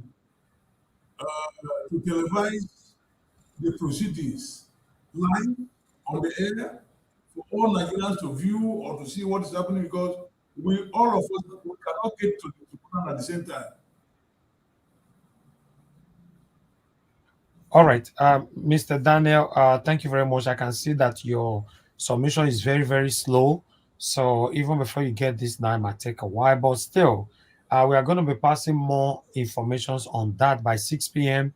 on the telecast information. So please endeavor to join us by 6 p.m. so that we can pass that information to you. But in the outcome of what happened today in the tribunal, at this particular moment now, we don't have the full details yet. So we're also going to be passing that on by 6 p.m. here, Nigeria time. Thank you very much, sir. All right. Let's quickly move on to give us a mandate. If you are there, give us your final submission, sir. Well, thank you very much for all that you do. Thanks to everyone on the panel and people in the comment section. Thank you so much. Well, I think by now we should have understood that this whole situation is beyond tribal lines and people calling to speak about Yoruba and all of that. If there was any tribe that actually gave support to Peter Obi, I think the well-meaning Yorubas in their numbers have done their best. Payo Akinbanjo is a Yoruba man, and he goes all out. In the picture that you have on the screen now, the man that sits beside the chairman is a Yoruba man, Akin Oshitokun. I've been on this platform. No, if you are talking about the people that give support, my brother, don't mention Akin Oshitokun. He's working, he was hired. Oh, if you're talking about yourself, that's a different thing. Don't mention people that were hired because they are working for their money. You understand? So he's not working for free. Thank you. Well, regardless, I mean, Yorubas have. I'm just speaking on that. I think so. Yes, I know. Yorubas have done their best. They have played their part. But if you are mentioning people that is working selflessly, mention people that is not working for the money. This man was hired and he was paid. So, and they have worked for Atiku before. He have worked to different parties before. So he's with us right now. That is fine. He's with us. But talk about yourself that nobody paid you. If you mention yourself as a reference as a Yoruba man and others that's not working for their money, like you mentioned what's the first you mentioned just now? Please remind me. Is it Adebanjo you want to remember? Adebanjo, yes. But Adebanjo was not paid. These are the kind of people you should mention. Thank you. Okay, then someone like Dele Farotimi, and then the lady in Lagos that stood in even in the heat of the election in Lagos State. That lady was there standing in when we were counting the votes in Lagos. But for people to just come online and say some things, I mean, I have something posted in the private section. I think that person is still on, maybe on still on the panel. You can go watch that video, and then you can get more education from there. But that being said, I think this whole situation is beyond tribal lines now. Because if I have to say some things here, I may be saying some things that will get some people offended, but I don't want to go in that direction because we've gone past this level. This fight now is not a fight about whether you're a Yoruba man, Hausa man, or Igbo man. This is a fight for Nigeria. The soul of Nigeria is about to be destroyed. The soul of Nigeria is about to be destroyed. And so whether you care about tribe or, I mean, that's not what you should, that's not your problem now. The country is really about to be destroyed. So we can't let it to be destroyed. So what you should care. We will not allow that. So what you should care about now is how to rescue the nation. Even the devil himself have supporters. We can't allow that. So we just need to be on our. We just need to be at alert and do whatever it takes to get the nation back from the hand of these wicked people. Just yesterday, under national chairman's office in Labour Party, where was he before? The place of prayer cannot be overemphasized. Yes, we wicked people, Nigeria must come back to itself. Nigeria must resume to the actual giant of Africa. So Nigeria will be. So nobody will be able to separate Nigeria. Nobody will be able to do Nigeria. Cyrus, is he responding to my statement or what? Thank you, sir. Those people will be divided. They will be scattered. Thank you, sir. Thank you very much, Mr. Daniel. Thank you. Give us a minute. Go ahead, round up. So at this point now, even the video that you played now, some people are saying that those in Abuja after the obedience and then Dr. Mo, that those are not Nigerians. That tells you that the nation is about to be besieged. Because you now have people, the borders are not, there's no border. Our borders are porous, open to foreigners. Somebody can just drive in from anywhere or fly in from anywhere and then tell you they are Nigerians. You cannot ask them questions. But the main thing here is, what are we going to do as Nigerians? Are we going to allow this whole thing to go down? That's the question we should be asking ourselves. Are we going to allow this to go down? Whether you're in diaspora, regardless of anywhere you are we going to allow this whole charade to go down? That's what we should be asking ourselves. Whether you believe it or not, I mean, all of these wicked politicians, they have their money to buy people. And they weaponize poverty, so it is highest bidder pays whatever they pay. So, but we that are standing for the truth should come out and then tell ourselves, what do we want to do to get our nation back? Thank you. All right, thank you very much, my brother. I would like to quickly add to what you were saying earlier on, due to one or two persons' submission. I will advise you not to bother about that at all, because people that are tribalistic, you can never change that. And apart from that, if you're also being concerned because they mentioned Yorubas, then you might end up even having a headache, because you are a Yoruba man, you'll be playing your part all this while. And two, for the Yorubas that with Peter Obi that were paid, we should do reference to them whenever we are talking. Yes, it's a good thing they are doing their job. That's not a problem, that you were paid to do your job. Just like Keyamo is paid to do his job. But the unfortunate part of it is that you know that he's doing his job and people are going to die due to the decision that he's making. So anybody should come here now to reference to someone like Keyamu, maybe, oh, Keyamu is doing his job for Tinubu. No, he's not doing his job for, he's just there selfishly because of the money.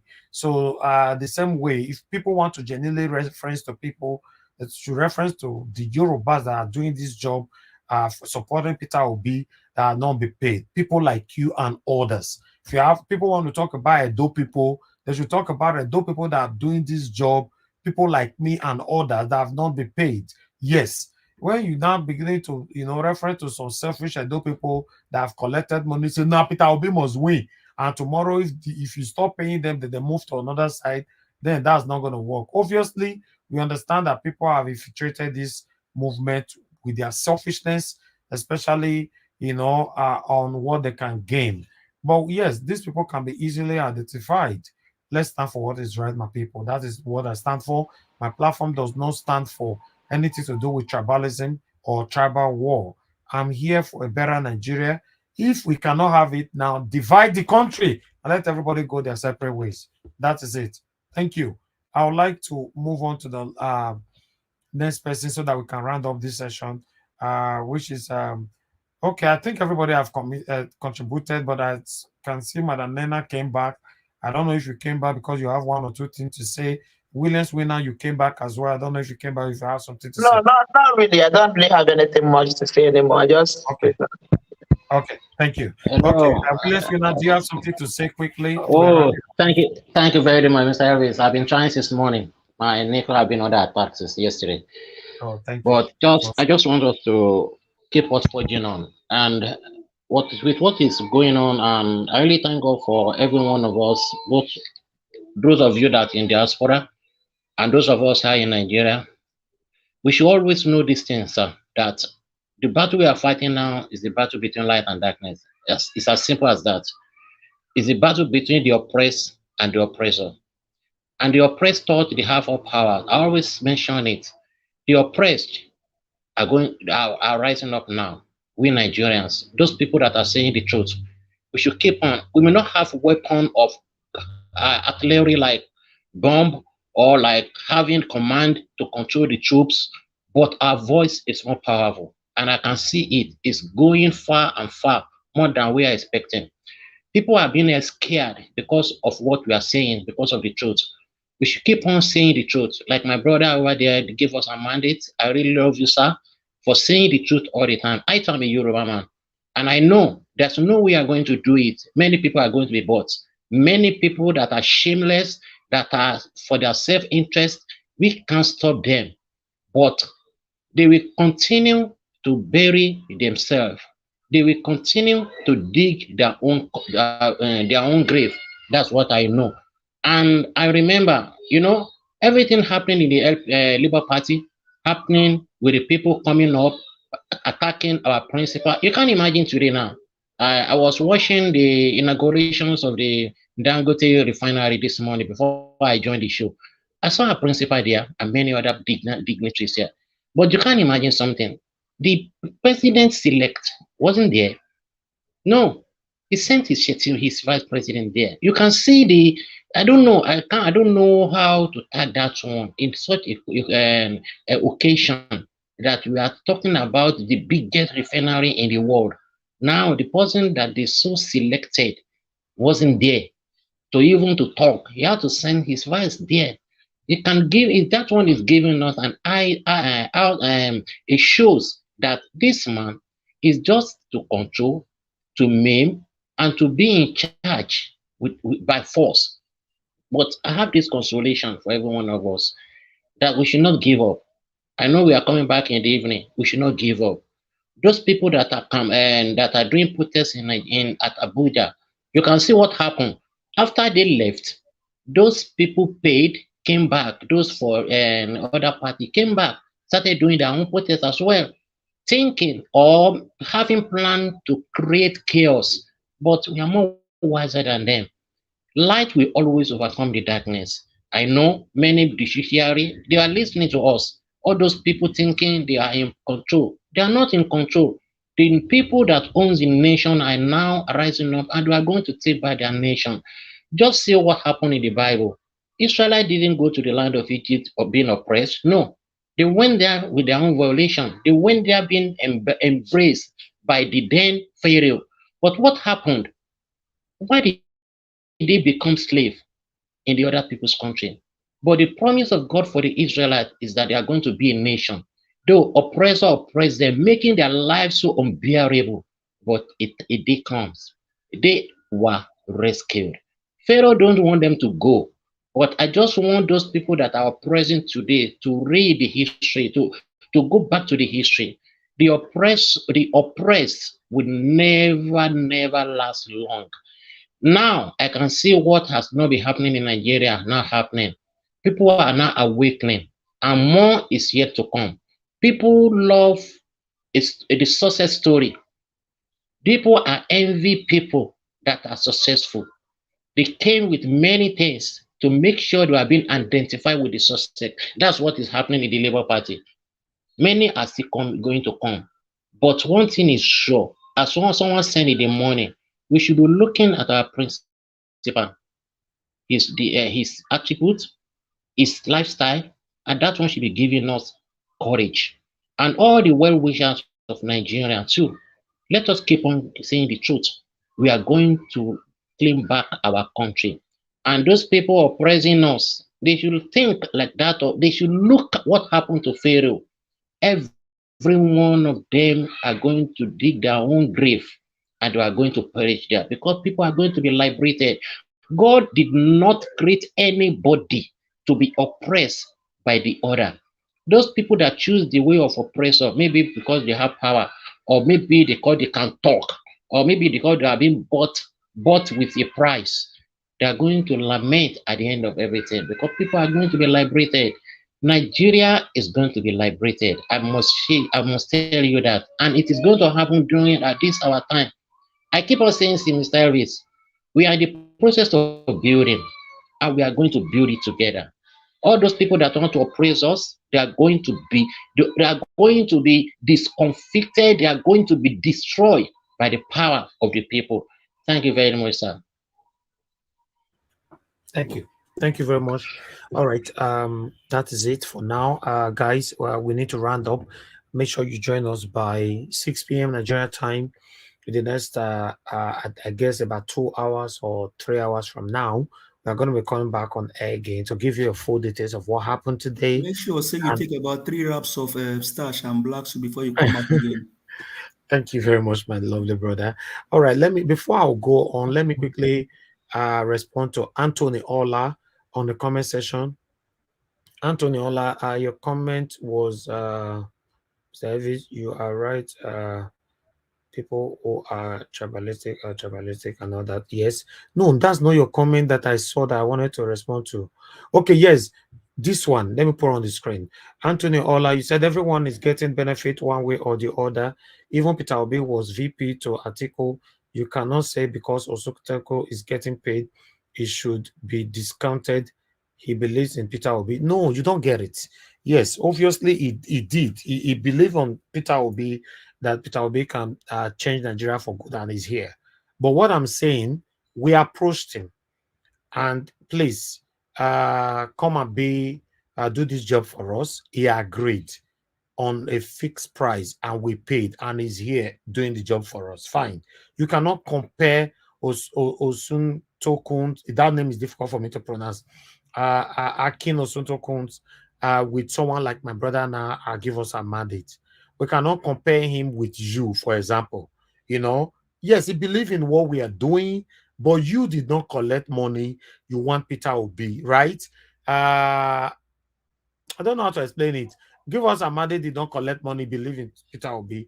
Obviously, Osuntokun believes in Peter Obi, but he's doing his job. That means it's just like, okay, let me say, it's just like my lawyer now, Barrister Michael Zehome.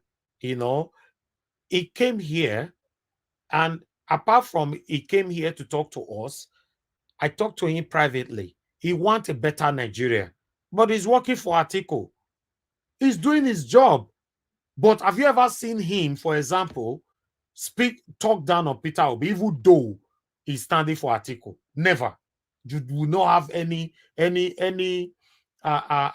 video where Michael Zuckerman is talking down on Peter Obi. No. He listens to himself whenever he's talking. That makes him the proper and the real senior advocate of Nigeria. So obviously, Akin Osotoko is doing a perfect job for us. But if we have to reference to people that is doing a selfless job right now, we should say it how it is. People like Mofire, many more. In terms of, we have to talk about the tribal issue. But please, guys, if you are talking down on anybody when it comes to tribalism, don't generalize. Obviously, yes, we have them. We have tribal bigots everywhere. We have them in Yoruba. We have them in Igbo. We have them in Edo. We have them in Hausa. My problem is, don't generalize. Just say some Yoruba people are bad against this movement. Yes, I will allow you to say that. Some Igbo people are bad. Of course. Look at some Igbo people that are testifying against Peter Obi. Have you not to see them? You want me to start mentioning their names now? They are there. If you use the word some, it makes sense. Some Edo people, yes, we have some. They used to be APC. APC did not pay them money. They moved to Obedient. Obedient did not pay them money. They moved back to Baba Asiwaju again. What are you talking about? We have them everywhere. If we talk about bad people, they are in every tribe. If we talk about good people, they are in every tribes. So please, let us stand for what is right. That's what I'm saying. Everybody must stand for what is right for us to have a better country. Apart from having a better country, how do you want to be remembered? What do you want people to remember you for? I've asked this question so many times. My people, now here we draw the curtain. We need to expatiate more on this holistically by 6 p.m. Join us here, and then we talk about it. Now, God bless you. Now, here, now we draw the curtain. Thank you very much, everyone that joined us today on the panel. And God will bless you now. I appreciate you all, directly or indirectly, one way or the other. You all are playing a magnificent part, for a new Nigeria. I appreciate you all, my good people. Those of you that super chatted us today, may God bless you. Or those of you that shared our videos, may God bless you. Or those of you that liked our videos, may God bless you. Or those of you that called in, please, if I could not pick your call, you could not join the panel, don't worry. By 6 p.m., try again. We are not selective here. I know, I'm still very, very sure that we are going to have a new Nigeria. No matter how this gra what these people they do, you'll see the way God will take disgrace them. You yourself will be surprised. Say, wow, I thought it was over. It's not over until it's over. Yes. Over. Thank you. And God will bless you. Thank you very much, Williams Winner. Looking forward have time to rest. Have time to rest. So please, yes. That's why I need to end it now. So I want the energy to come back again. Yeah, God bless you, sir. God bless you all. I'll see you guys in the next 2-3 hours from now. Bye for now. I know they do competition with anybody. If I offend you, forgive me. Show me love. Go to Biza. Kama bara walo ninu ife kan akanbi. I know they do competition with anybody. If I offend you, forgive me. Show me love. I go show you love. Kama bara walo ninu ife kan. But I know they do competition with anybody.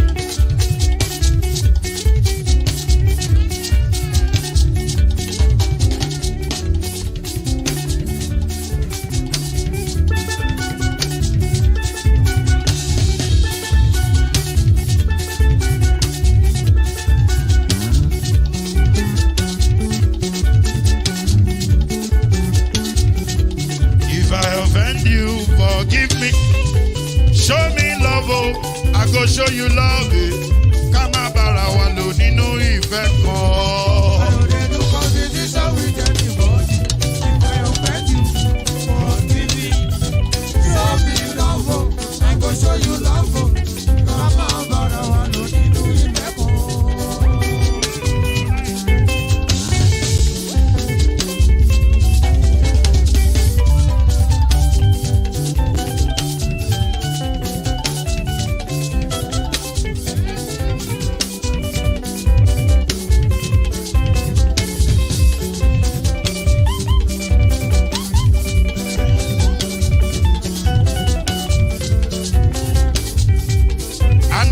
do competition with anybody. If I offend you, forgive me. Oh. Tó bá ti sanwó fún Ṣẹ́gun nàbí o. Ẹ fẹ́ jókòó. Alákọ̀bí. Ṣẹ́gun nàbí. Alákọ̀bí. Sábà mẹ́la. Anybody. Anybody.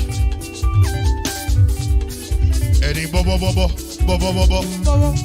Anybody. Mo ló ń fọlú. Ó gbà mí bó ṣe rí mi láti kíníṣí. Délé mo ló ń fọlú. Ẹ jẹ́ ń sọ̀rọ̀. Délé o.